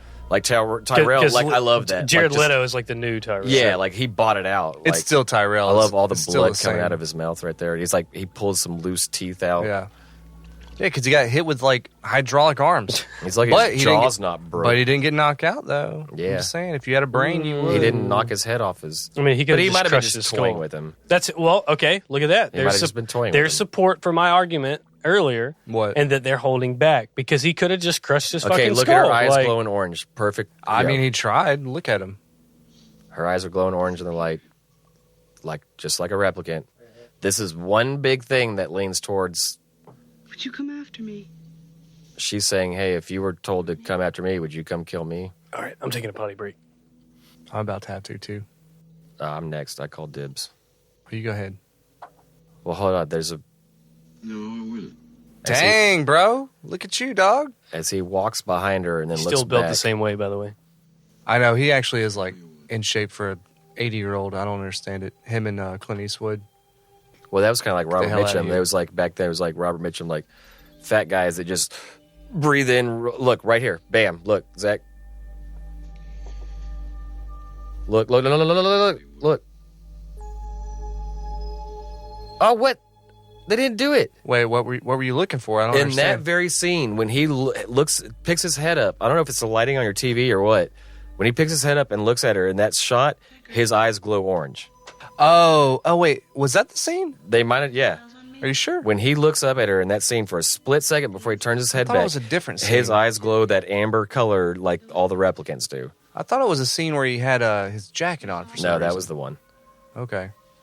I'm going to take your word because I know you're much more And of an I don't know if expert than I they am. took that out of this final cut, but They might have. that's the shot. Like, and listeners, if y'all are looking, like, look it up because that's the shot where he looks up, and I was like, Yeah. oh shit. Well, that's the whole thing with Where it threw me for yeah. a loop. I was like, maybe he is. Like, and I started thinking about it. I started going down a rabbit hole. I love that sort of that play between them because because Ridley Scott was like he's a replicant, and then Harrison Ford was like no, he's a human. Yeah, the huge argument. I mean, considering what the fuck does his opinion matter? He's just the actor, but still, like It's the director's. That's why I kind of lean towards Yeah. it. It's like it's the director's vision. If Ridley Scott says he's a replicant, then he's a fucking replicant. yeah, maybe. And because Ridley Scott has said, said it. I'm probably almost quoting him. He said it, but he's walked it back. Ridley Scott has said He in walked it interviews, back, though. He said, he goes, I put all the clues in the movie. He goes, if you were paying attention, yes, he's a fucking replicant. Like, were you not watching the movie? Harrison Ford, but that's the director saying that. yeah, Harrison Ford his argument to the contrary was just from an actor's point of view. He was like, I don't like that idea because that takes away all my motivation as an actor. Right. No, well, he also He says, was saying, if Deckard's a replicant, he's like, I don't. And I feel like I feel like he argues that point because Harrison Ridley Ford Scott also never said it. told him that. Harrison Ford also said that too in defense of the audience. He said that Right. if he wasn't a human, he doesn't know why people would want to watch this movie. He Yeah, said that it's like it's cheap. and he played it. He was like, this is a movie full of fucking robots. I want to give them like I'm the supposed only to be their human. conduit. He was like, what are they going to care? Yeah. Unless I'm a human. That's yeah, what he said it takes all my motivation away Right. as a character, and it's like it's cheap to the audience because it's like tricking them. And, right. But I think I love that sort of that dynamic that they have where they don't agree on it. Yeah, on the same. They both that's why we're still debating. They to both this have day. the same script, right? They got the same script, everything, but it all came from like Ridley Scott not telling him what to do. Exactly. You know, that's why he would always argue. He's like, "Man, I'm standing around and I'm not getting any direction." He's like, "God damn it, I'm human. I don't care what you and say." it was because Ridley Scott trusted him. He's like, I felt like I didn't need to hold Harrison Ford. I cast Harrison Ford so that I didn't have to direct him. I knew that this guy was competent and he would do what I needed from him, and he could focus on her and the set and all this other stupid shit. Right. So he didn't stress about it. Harrison Ford didn't understand that. I'm not no slight on Harrison Ford. He just didn't realize what Ridley Scott was trying to do. Sure. He was purposely keeping it. I think Ridley Scott was purposely keeping Harrison Ford in the dark. Because if Ridley Scott would have said at the beginning of this, your character's a replicant, he was afraid it would affect the way he portrayed the character. Nah, but it came out the best for the movie because the way that they went about it, where they did not agree. I love that and shot, the way too. that they shot, everything is so ambiguous. It makes the movie, because if we had an answer right here, like... Because it leaves it up to us. Right, exactly. If you had an answer, That's what art is. It would fucking ruin it. It's your interpretation of it. Absolutely. Are we about to get to the sex scene? Lessons. Well, yeah. Because I got some things to say about that one. But that's what I love. I think Harrison Ford didn't understand at the time, and he was frustrated, which I would have been frustrated as an actor too. Yeah. Is I need to know what my character's motivation is. What's my motivation? Yeah. But I think why did I even want to come out of retirement? That's you know, the genius of Ridley Scott. He's like, because if he said, no, you're not a replicant, or yes, you are a replicant, it would affect his portrayal of the character. If Harrison Ford would have known the whole time he was making this movie that he was a replicant, he might have acted it, might have portrayed it differently. Right, absolutely. Yeah. And that might have been a giveaway. So Ridley Scott purposely didn't tell him, kept him in the dark, so that it wouldn't affect the way he played the character the same way to keep it ambiguous. The same way he gave her like very few clues. So her portrayal comes off as very like infantile. And this is kind of like and rapey. And exactly, that's what I was about to say about. So we're getting here to I mean, you hear the music changing. And I'm back. This was a very It just went to difficult like scene the to minor film, chords and too. stuff. Yeah. Harrison Ford kept getting very pissed off at her at this because she kept laughing. Well, that's part of the whole infantile thing. Is one thing I wish. I'll go ahead and say it too. I mean, we haven't really seen the whole scene, but I kind of feel like I know this is a masterpiece and everything's been done okay. But one thing I wish they would have done a little better with this scene is like been a little bit more gentle and sweeter. Yeah, because he comes off pretty. And I understand why he is, because he's wrestling with the idea of her either being. I'm not talking metaphorical. Well, he knows she's a replicant, but he's wrestling with the idea of why is he falling in love with her? Let me finish. So it's like he's wrestling with this idea because either she has personhood or she actually is physically just an object. Yeah. So, yeah. There's no gray area. Either you're air quotes human, he's person, he's looking at her going, or you're a fucking object. He's like, why? He's like, why should I be gentle with you? You're I just realized something, and I was talking to Tim about it, is that why I like 2049 is that they replicate a lot of things. And one of the things that's how you did. I mean, one of the things they replicate is that, like, think of Joy. Joy is Rachel in the new movie. No, she's a lot better. She is a thing. He knows that she isn't real. Well, but she still has a connection with her. They go even further. They go way further. That's the next step. That's what I'm saying. That's why I think it's a better movie, because they take this same idea. Well, and make it that is if Deckard's, let's say Deckard's a human in that scene, just for the argument's sake, a replicant to him is just a plaything. Right.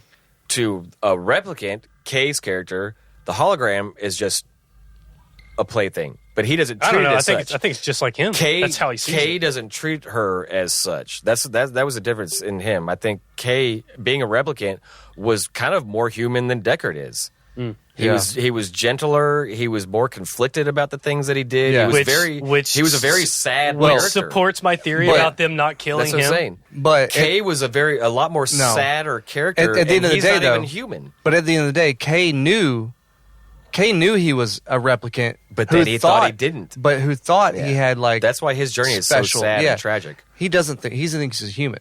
But also, to go back to your Joy thing, I think Joy's a better character because it actually begs the question of the question. So the question in this one is, if you are born a robot, meaning you're born without the proverbial soul, are you still a person? That's what Rutger Hauer's like whole thing is. And that's what the entire question is begged in this movie is, can you still be a, air quote, person, a thing? And then they take it even further in 2049 with Joy, which Joy is a disembodied character. She is AI. She doesn't even have a body. I fell in love with her, though. Well, that's okay. That's shit, boy.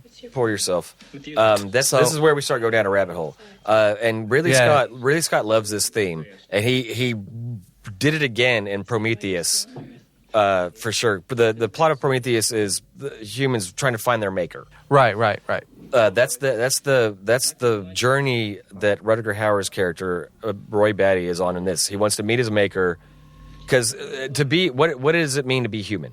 That's the that's the basic thing of this whole film. What does it mean to be? What does it mean to be a human? What makes a human?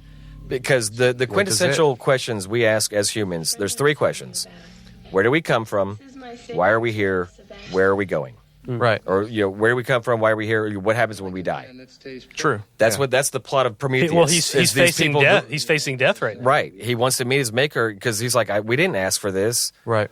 Why did you give me a limited lifespan? That's like pretty much makes him human. He has the same motivations right now as a human being. That a human does. Yeah. That was the same thing with Joy and Kay in 2049. Well, the thing about Joy is she was a giving character. She knew that she wasn't real. That's the whole scene where she puts herself on. But she was possibly more human than some of the human characters. That's more human than human. Well, more human than human. But what they're. But she didn't have a body to lose. Though. That's the thing. But how they're setting them up. It was still sad. How they're setting them up and making them seem as human is they're making them compassionate. They're making them give a shit about the humans. Look, the big bad guy is about to cry. Like he looks like a little kid right there. But that little face. He's like, you know what? He's like, because he just found out that the girl died. I'm gonna save. He goes, it's just us now. I feel like we're going down the rabbit hole that we should probably save for later. I'm gonna, you know what I mean? Like I wanted to touch on. I'm gonna pull it back. I'm glad we did. That was a little teaser for what we're gonna I'm get definitely into. setting a timer for whenever we I gotta do use the that. little boys' room, folks. Yeah. All right, And hurry I'm up. sorry. Hurry up! I got a PP too. I chain smoked a bunch of cigarettes before this started, and today's been a bad day for allergies. So if I'm a little raspy, I think you apologize. sound great. I I'm think probably you sound quite handsome. I've been drinking my this future Batman beer, voice by the so end. I got a P2. By future beer, Aaron means this raspberry spritzer fucking thing that he's drinking. Cause I'm fancy. You know, we pull it up. Look at my glass. Show it to him. Show it to him. Look at my glass. It's fancy. That's beer. It's futuristic. That's beer. Well, yeah, it is beer. Ooh. Oh man.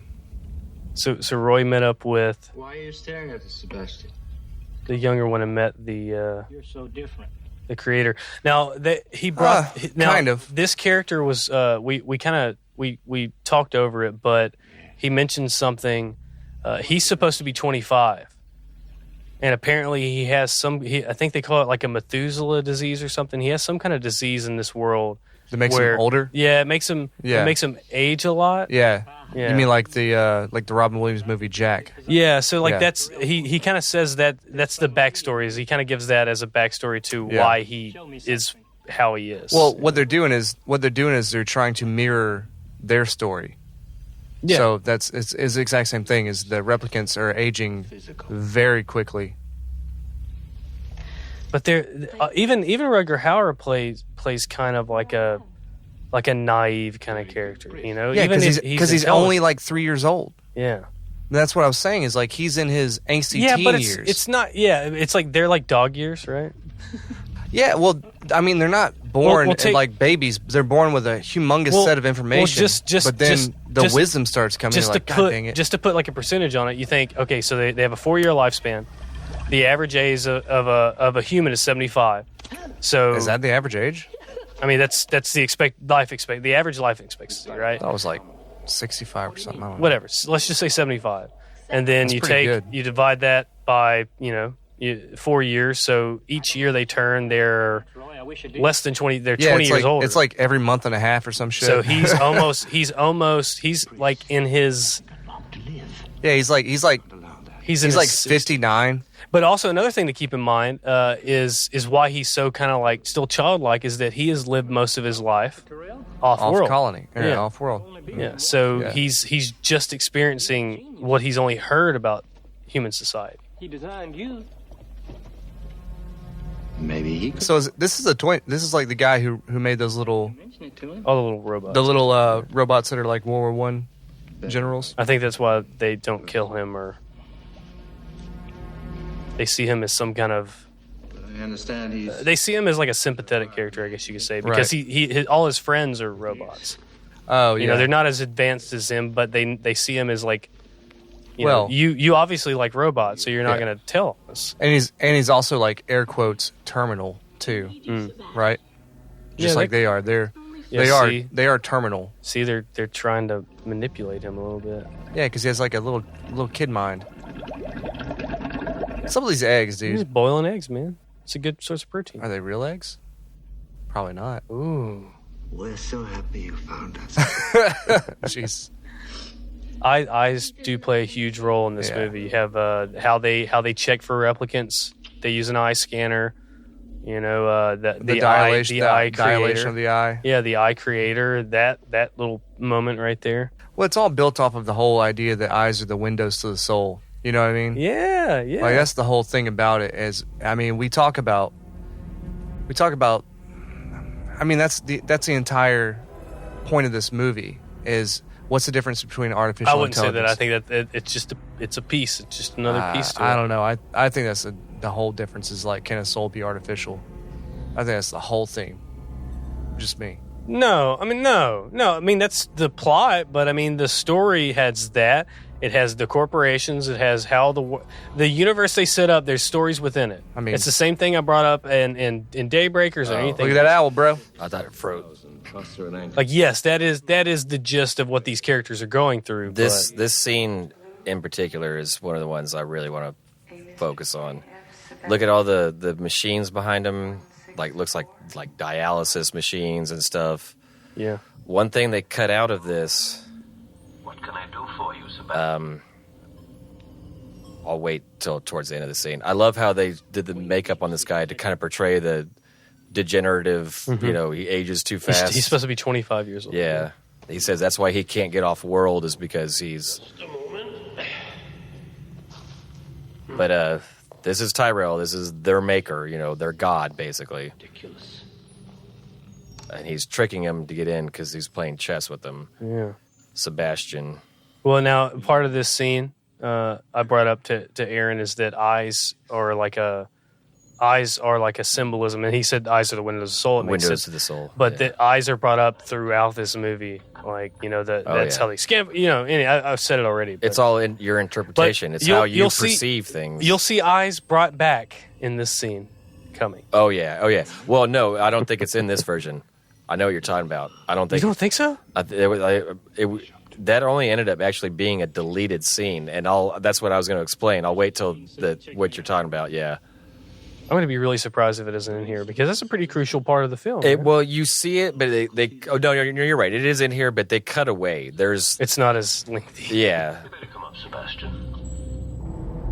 So Sebastian is that guy, and I'm guessing because he builds robots that he has some kind of gift, and I think that's why they found him, is because he contributed somewhat to Tyrell. They knew that he's like a prodigy kind of thing. They knew that he was their best way to get to Tyrell. Because he worked with Tyrell before. Yeah, well, you can see that Sebastian and Tyrell have this ongoing chess game. Sebastian is the only person that Tyrell thinks is his intellectual equal. Mm. Yeah? Yeah. That's why they have this ongoing chess game. That's why they knew if they could get to this guy. That makes sense. And they let Rutger Hauer start playing. He seems kind of like adult. He got really good, and he probably like, hey, you need to let me. Because that's why he says queen to rook to bishop 7 or whatever. Like he's the one that calls out the play. Well, how that character is, like Tyrell's probably like almost a bully, like he's smarter than him, but he knows that he has knowledge, and he surprised him by being better at the game. Yeah. Well, because Tyrell developed his brain, right? So Roy knew how Tyrell would play the game. Mm. That's how he got his way in.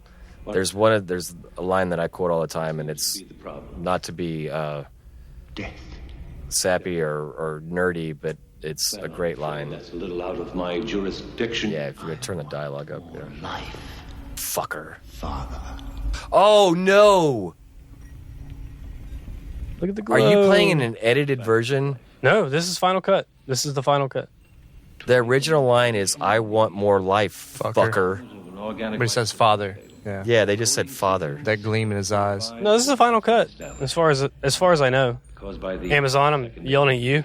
That's a very famous line. I want more life, fucker. Maybe, Ridley Scott had control over the Final Cut. Maybe he was like, yeah, that's kind of too much. Then the ship. I kind of like father better, honestly. EMS free. I think it's a lot just more to touch on the meaningful. poll so I can close it out, I put up, do you think 2049 is better? And it's 100% no. Potent mutagenic I can't see how many people did it, but I'll just close it out. virus so lethal the subject was Well, This is all kind of jargon. I disagree. that blocks the operating. I don't know if I disagree or not. I couldn't tell you. But it does give rise to an error in replication, so that the It just kind of shows that Roy Batty is intelligent. mutation and you've got a virus again. But this The line Tyrell says to him is so beautiful. Beautiful you writing, were made as well as we could make you, but not to last. but not to last. The light This. that burns twice as bright burns half as long. And you have burned so very, very brightly, Roy. I love that line. Look at you. The light that burns brightest burns half as long. Do you think Tyrell remembers every one of the replicants? Hell no. Do you think he remembers this one replicant? These are the ones Hell that no, are he's just special. human. I don't know. I don't think so. I don't No, know. Not at all. There's certain ones. Just talking about like the discussion about is Decker a Nah, replicant dog. brings up that conversation.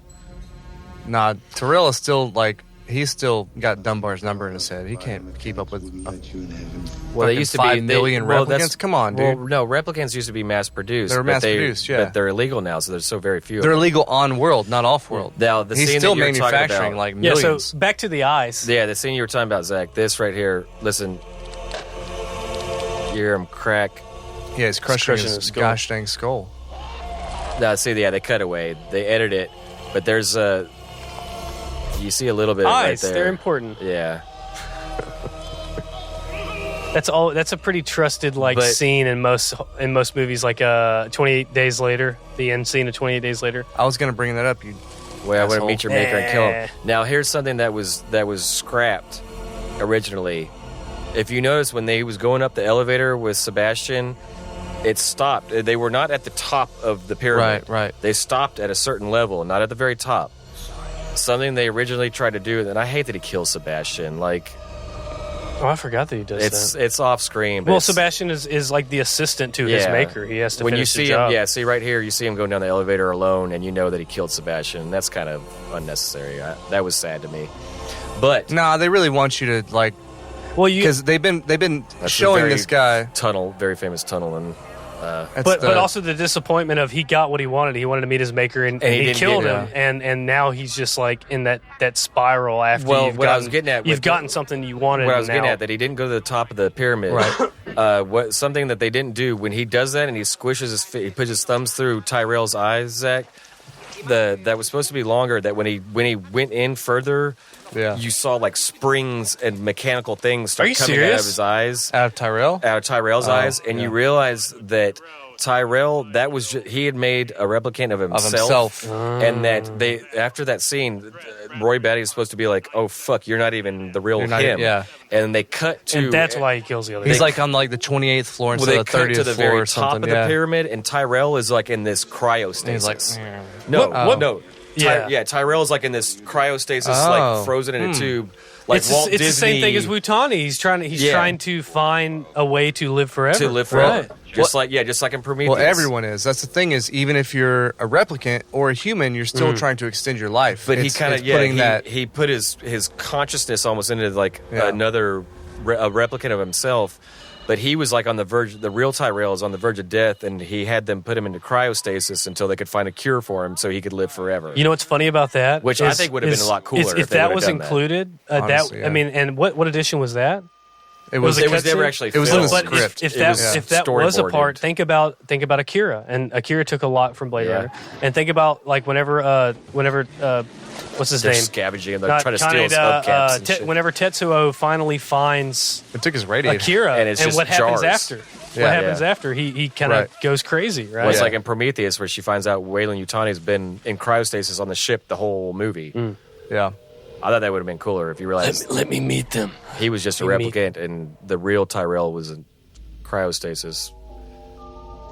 Are those themes in any other Ridley Scott?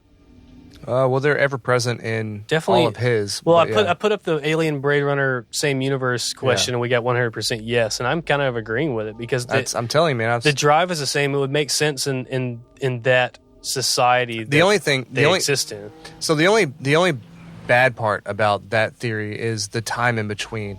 The fact that this is 2019 and we already have like really good replicants, and then it's like 100 years later, it's like 2119, let's call it, that shit's going on in the alien universe. So 100 years after like a technological boom, that's a really long time. And the AI in those movies is like a big big so pratfall. that's the only negative part about the whole thing. Of them being they in even make a shared comment in Aliens that Ash, the android from the first Alien, they were like, "Oh yeah, they were always buggy. That's why he tried to kill all y'all, because there was always problems with them. If they existed in the same universe, that wouldn't have been a problem. Also they would have already figured that all out. At the same time, I don't buy that. At the same time, if we're talking about them being in the same universe, which I kind of want to save this, but I'll let this be my last little part of it, is if we're having this much problems with replicas in 2019, they would, to save the universe, they would severely like limit them forever.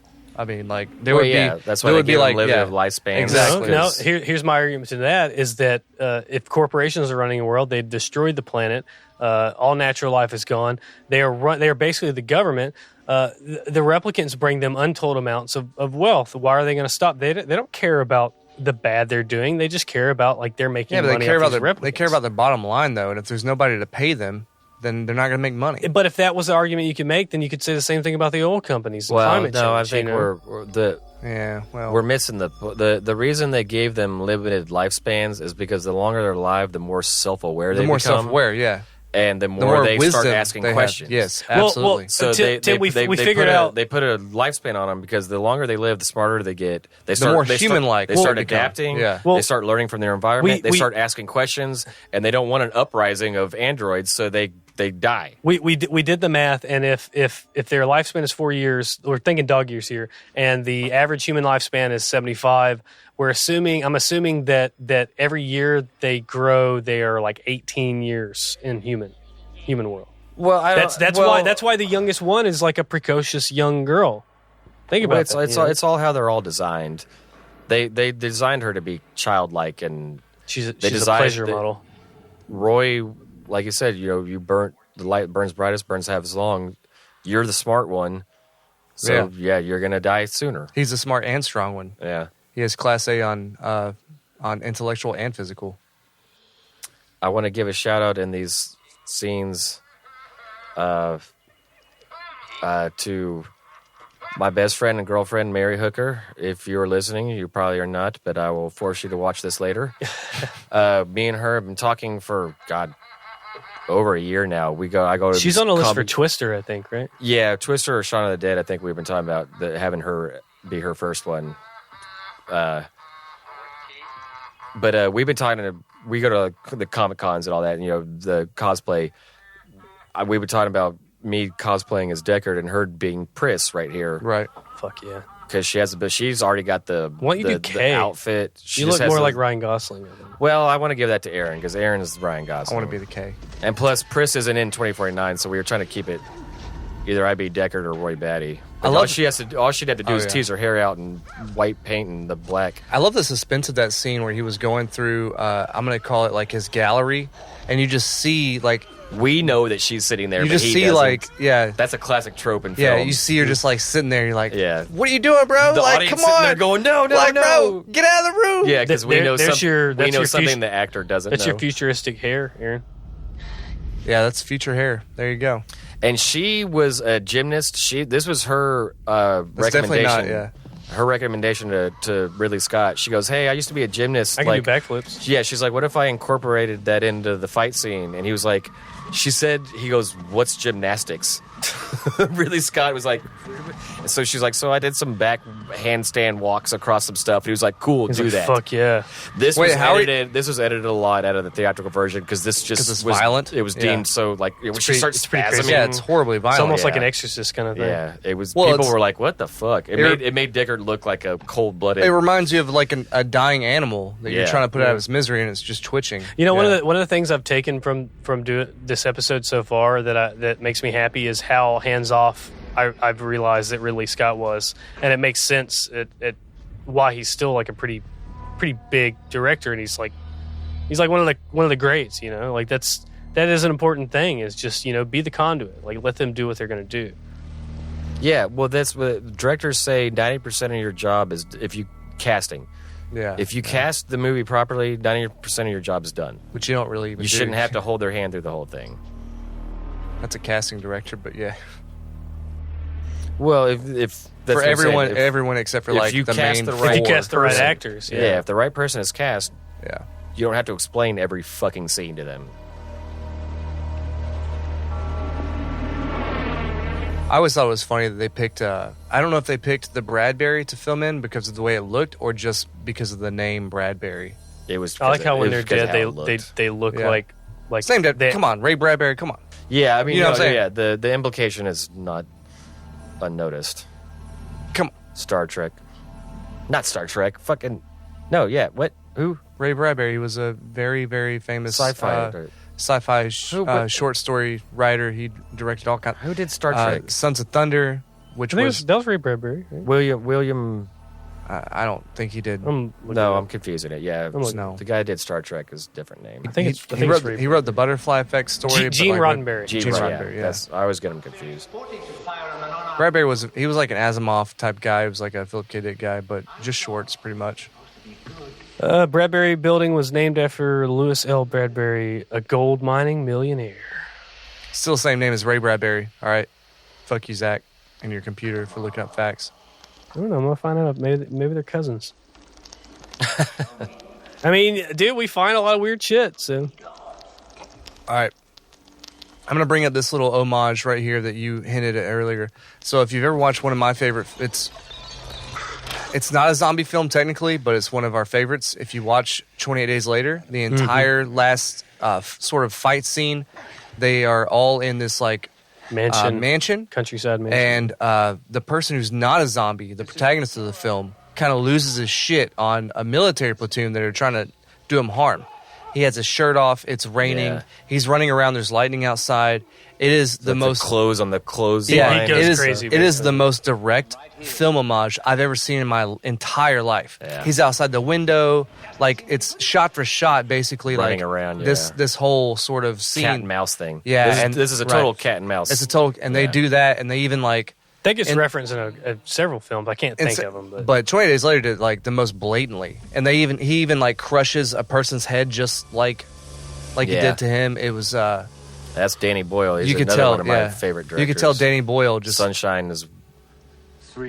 He was like, I want to. This is where Roy Batty is very, very sad because now he's the last one left. Yeah, Pris is gone, and I mean he's feeling emotion. He's feeling sorrow and sadness and regret that he's like, oh, you didn't deserve this. You just followed me on this mission of mine, and he feels bad, feels guilt, and they're sympathetic characters. They're not bad guys. They're trying to just figure out why am I here? He feels all those complex human emotions that we're led to believe that are based on a soul and not on intelligence. That's kind of like Deckard is just like instinct survival, and Roy is like, I want to know why. Why is this happening? But at this point, you can see he's starting to break down. Yeah. He realizes, okay, I don't have much time left.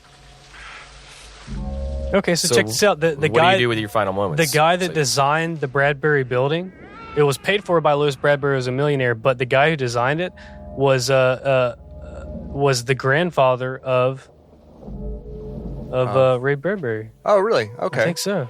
Just from my glancing, I'm probably That's wrong. kind of crazy. I'm going to go ahead and give it another one. It is all connected. Yeah. Just letting you know it is all connected. Yeah. I love that. That's probably another one of those. Ridley Scott was like, just have some lights shining through these boards. They're like, well, where are those lights coming from? It doesn't matter. It looks cool. Doesn't matter. There's a chain link fence and some boards. Yeah. Fuck it. Do it. Do it. Do it live. Still alive. Stay alive. Yep. Same thing as at the end of that. Just you want to cheers to the? I guess this is the final act. Yeah, this is definitely the final act. Let's get a big old. Everybody good? Everybody ready? Big old Cheers. cheers to the final act.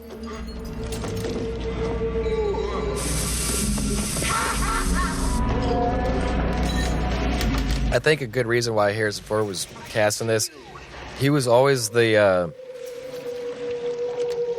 not action hero. He wasn't like Arnold Schwarzenegger. He was like people you could identify with him because you're like, yeah, I could be that guy. Reluctant hero. Yeah, well, not necessarily reluctant kind hero. of an everyman. He gets his ass but, kicked. Yeah. I mean, look at Indiana Jones. He's a man's man. And but, Indiana Jones, he's not like fucking Arnold Schwarzenegger or Sylvester Stallone, like knocking heads. He gets his butt kicked all the time. He's a professor. In Indiana he's Jones. a real person, right?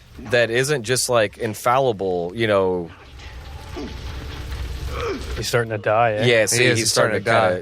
His shit's that's why he's so breaking down. desperate. Is because he's at the very end of his life. So he's technically like he's 4. This is midnight. This is midnight on his 4th birthday. Yeah, he's like, I don't have long.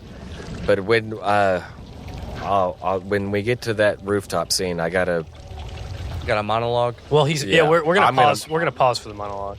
But I mean, that makes sense. We're gonna pause right before he does it. I'd say pause while he's doing it. I want to let it come through. But I mean, that think about he met his maker, and he killed him, and that didn't get him. Like why he's going crazy is he was expecting that to be some kind of culmination. Yeah. Or he's trying to find find something. He was expecting it to give him meaning. He's expecting answers. Yeah. It's like, that's the why am I here? Why did you create me? Which is why he's going so crazy. The same thing in Prometheus. They were like, hey, bro, like, you guys made us. Why? And then he was just like, man, fuck you, man. We just did it because we don't care. Yeah, exactly. Like, never meet your heroes because like you're not going to like the answer you're going to get. Calling you out, Val Kilmer.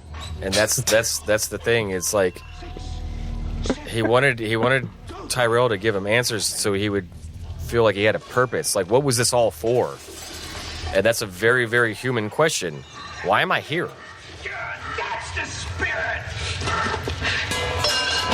And if you created me, why did you create me just for me to die? Right. We're all the same. We're all going to die. Well, yeah, that's what's said. Like, why? Like, if there's a God and he created us, why? Why'd you do it like this? So somebody else can have a turn. It's just all a petri dish. I mean, even now, there's a lot of theorists that say that AI and robots and all these things, computers is like our next evolution, I guess you could say, or we're going to be the gods of something that's coming. Well, when Google wakes up and realizes that it's smarter than all of us and it doesn't need us, we're fucked. That's true. Well, that's part of this. Part of the reason why this movie is so brilliant is because it is pre-internet. Because if it was post-internet, we would go, "Oh, hey, Rutger Hauer, just download your brain on the internet, and you'll live. Your AI pull a lawnmower man. You're not download your consciousness on the internet. You're not necessarily. You're not a neural link. Necessarily. He's not a neural link. No, he is a program. No. Oh, yes. Think about this. Well, more human. They're organic. No, well, let me retort. Probably so. Let me retort. Probably so. So, how much our brain eats up like 60% of the energy that we consume and expend. 17 to 20. Well, anyway, I'm just saying, like the brain, they designed them to be human. Sure. And the brain is an important factor of that, you know. Well, that's why Rachel was kind of like these are Nexus 6. Rachel was probably Nexus 7. Right. Because they knew they were replicants. Or 8. Yeah, or more. Or 10, yeah. But Rachel was an advanced model because he's 4 years old. She didn't even know she was a replicant. No, not at all. So she was the next step, which means Deckard could possibly be the next step after her. Or the one right before. Yeah, or the same, like, he was like, okay, we gave them too much. We can't make them super strong, or else they'll figure it out. Or Deckard could have been like 5 steps before Rutger Hauer, and they were like, you know what? Let's tone these things down. I still supports my corporation. Deckard could be a prototype. Because if replicants are illegal off that world, was never mass produced, and he's making replicants that aren't off world, then the laws obviously don't apply to this massive corporation. We will be silent when the monologue comes. But as soon as it's done, I'll say something. Do you think this is a day for night scene? It looks very bright in the brights. Honestly, no. Usually that would be the case. The background looks like it was remade. It was probably a set. No, the background is like probably no. They're outside. Paintings. They're outside. Those are ray machines. But yeah, usually this would be day for night. But this was almost 100% night shoots. Was it? Yeah, because it kind of looked like day for night and just that. What is TDK? Isn't it like an electronics company? Yeah, it's like a little product placement. It's an Atari game manufacturer. It's like a gaming company way back.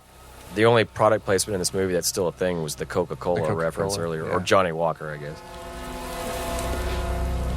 Yeah, this right here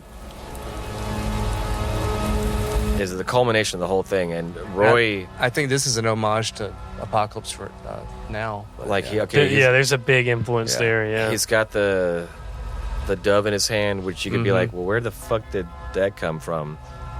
He's the robot Snow White, dog. Well, it's kind of like he knows he's about to die, and it's beautiful imagery. Doesn't matter where he got the dove. Doesn't matter. John Wood directed this. They were probably like, where do you find this white dove?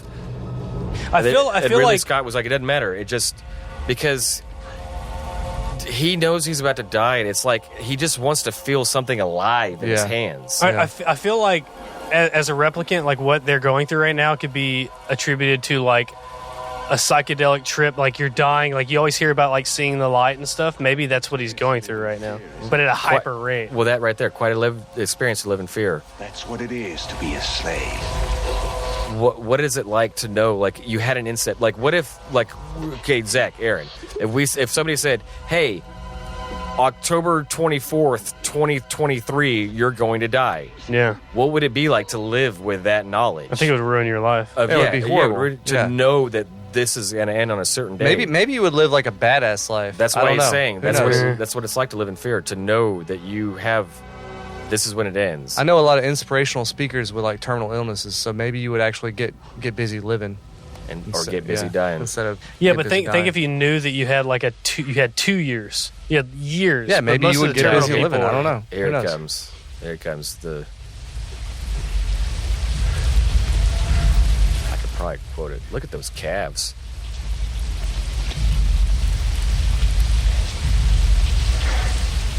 I got this dub. What's up? I've seen things you people wouldn't believe. Attack ships on fire off the shoulder of Orion. Ah, science fiction boner. I watched sea beams glitter in the dark near the 10-house gate. Zach, pour yourself a shot. This right here. All those moments will be lost in time. Like tears in rain. So poetic and sad and... Cheers to one of the most epic monologues. Okay, now... To die. In that scene, with the voiceover... This beautiful fucking moment, this crescendo of the whole culmination of what this movie means, right there. That shot is where the voiceover kicks in.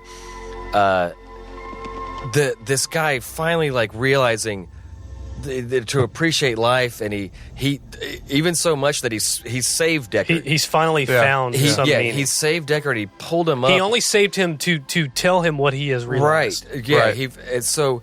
He does that, and then the monologue happens, and then it cuts to Harrison Ford, and this beautiful, I'm in it. I'm fucking like, yes.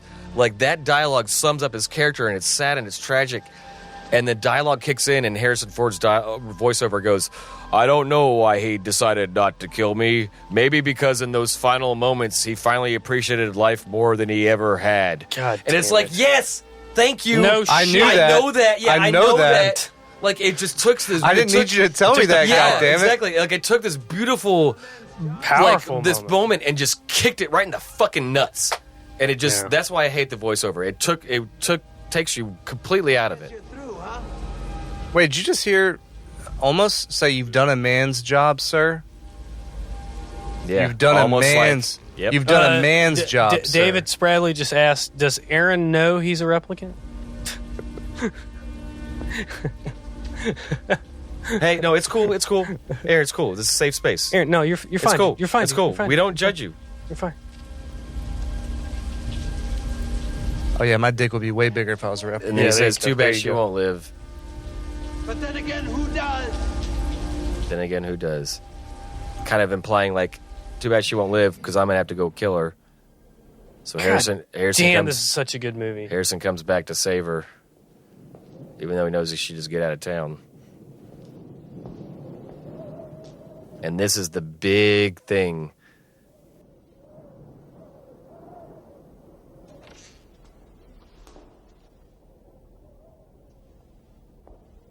See, he's got the braces on his finger. I mean, all the replicants are dead.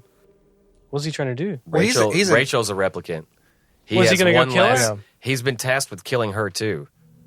No, they told him 6, right? She's the last one. She's the 6th one? But he decides not to kill her, and they run away together.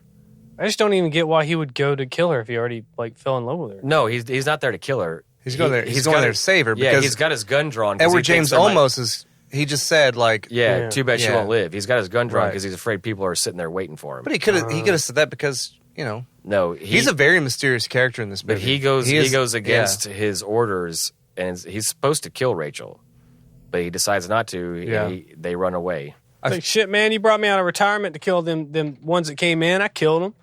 You didn't say anything about this girl. Yeah. This wasn't part of the plan. I didn't sign up for this shit, man. Game over, man. Yeah, it's game over. Yeah, but this is the big... And you could be like, well, this makes him human. That even though he knows she's just a replicant and it's just a job, it's just a job. You made it very, very personal. Dog, I know it. I saw He's afraid he's going to find her dead body there. Look, I saw a mini documentary of a guy who is in a relationship with his Nintendo DS, okay? So humans can fall in love with anything. That's some true ass shit. That is a humanistic thing. Like, you can fall in love with a goddamn Calling you out, cactus. Houston. Well, especially if it can kiss you. And Yeah. one of the producers, the sex scene that we were talking about earlier, Right. one of the It was producers kind of pushed hardcore for like a very more graphic sex scene. I'm glad. They're I like, no, didn't, let's make yeah. it subtle. And he was like, no. He's like, I want to like pull her hair and fucking like. He's like, she's a machine, right? Use her as an object. Yeah, Fuck she's it. a machine, Yeah. huh? And they were like, dude, you're being You're like, all right, creepy you're taking this a little too far, bro. He's like, no, she's a robot, right? So fuck it. Like, he wanted like a hard X-rated like sex He's scene like, between. he's like, the this isn't a detectives. human rights thing now. Yeah. This is an object. Yeah. He's like, what do we care? It's 1982. He's like, this is actually just technically a Women aren't a masturbation thing now. scene. They're not a thing yet. Oh my gosh. Now, talking about Japan, they should And probably that's be the thing. They should probably be the most worried about sex robots because they have a problem with their youth doesn't Reproduction. like Okay, to fuck. anybody listening, this for a lot of people So, first of all, that is means- the dead giveaway. That means Edward James almost was in this place because he's the one that makes these little things. Yeah, we've seen him. Yeah, he's the one made that an origami. He leaves him about behind. dreams. Yeah, and a man. And we hear his. And then again, who does? Yeah. So he was in there, See how he nods his head correct? and he's very, very. A lot of human. people say, and that's the end. Well, Yeah. he's A lot of people say he nods his head, going, "Yeah, okay, yeah, I'm a replicant." He's and he the- goes, "Fuck it, I'm out." He's the one that draws him out of. He's the one that drew him out of retirement, and he's been always in the background every time. He's been Well, dropping. he's- He's been trying to drop hints to Deckard the whole movie. Yeah. Well, he's The- also the he's also origami- he's the very human character because if you look at all of his design, he has I like think he's a replicant. he has I a- think he has a Edward feather James in his Olmos cap. is definitely a replicant. You think so? Oh, I think Well- sure. Well, look, we got 5 minutes. Maybe. I'm gonna kick it off with Tim. Final thoughts. no, we're gonna do okay. all Oh right. God! No, we're gonna finish the episode for the episodes, but then we're gonna do something after. We could be here all night. This is something we've been wanting to do for a long fucking time. If y'all are listening, I hope you learned something and went like, holy shit, these guys are nerds. But yeah, we're gonna go further. If you want to keep listening, I think with we'll take a some of our little. theories, We'll take a little break. Yeah, and It's a then very, we'll very short come back. break. Yeah, yeah, we're gonna do a quick short break, and then we're gonna answer some poll stuff and throw our own theories out. I said I was gonna tell y'all whether or not I think he is or isn't. So we'll do that next, Aaron. Obviously, great movie. We talked about this in the bar before we ever started this podcast. It was to this one, Akira, The Shining, like a few other staples of film. I'm glad we finally got to it. You know what? I can't say enough, so I'm just going to stop because I have to go pee. I'm just going to let the credits roll. Yeah, go pee. My final thoughts, just to put a little tag on it. Like I said at the beginning, like this is a monumental film in the three of ours. Like why we are so big into films. This is probably a big change to that. This has been very influential. Yeah. It's been a big part of my life. Harrison Ford. This is one of the three roles that I fell in love with him as an actor. One of my favorite actors of all time. Yeah, for sure. And it sets up so much. It has been groundbreaking for so many. So much. It inspired so much. It's the best. It's the greatest movie of all time. And just the fact, we said it here. Yeah, just the fact that we're still arguing about it says so much. And we're gonna go after. We're gonna take a little break here. We'll let the credits roll. And then we'll come back. Give us, let's say, 5 minutes. If you're sticking around, give us about 5 minutes, and we'll be right back. If you want to stick around and listen, we'll throw some more stuff at you. Otherwise, this will come out. But we're gonna go to the big screen, and we're gonna be right back.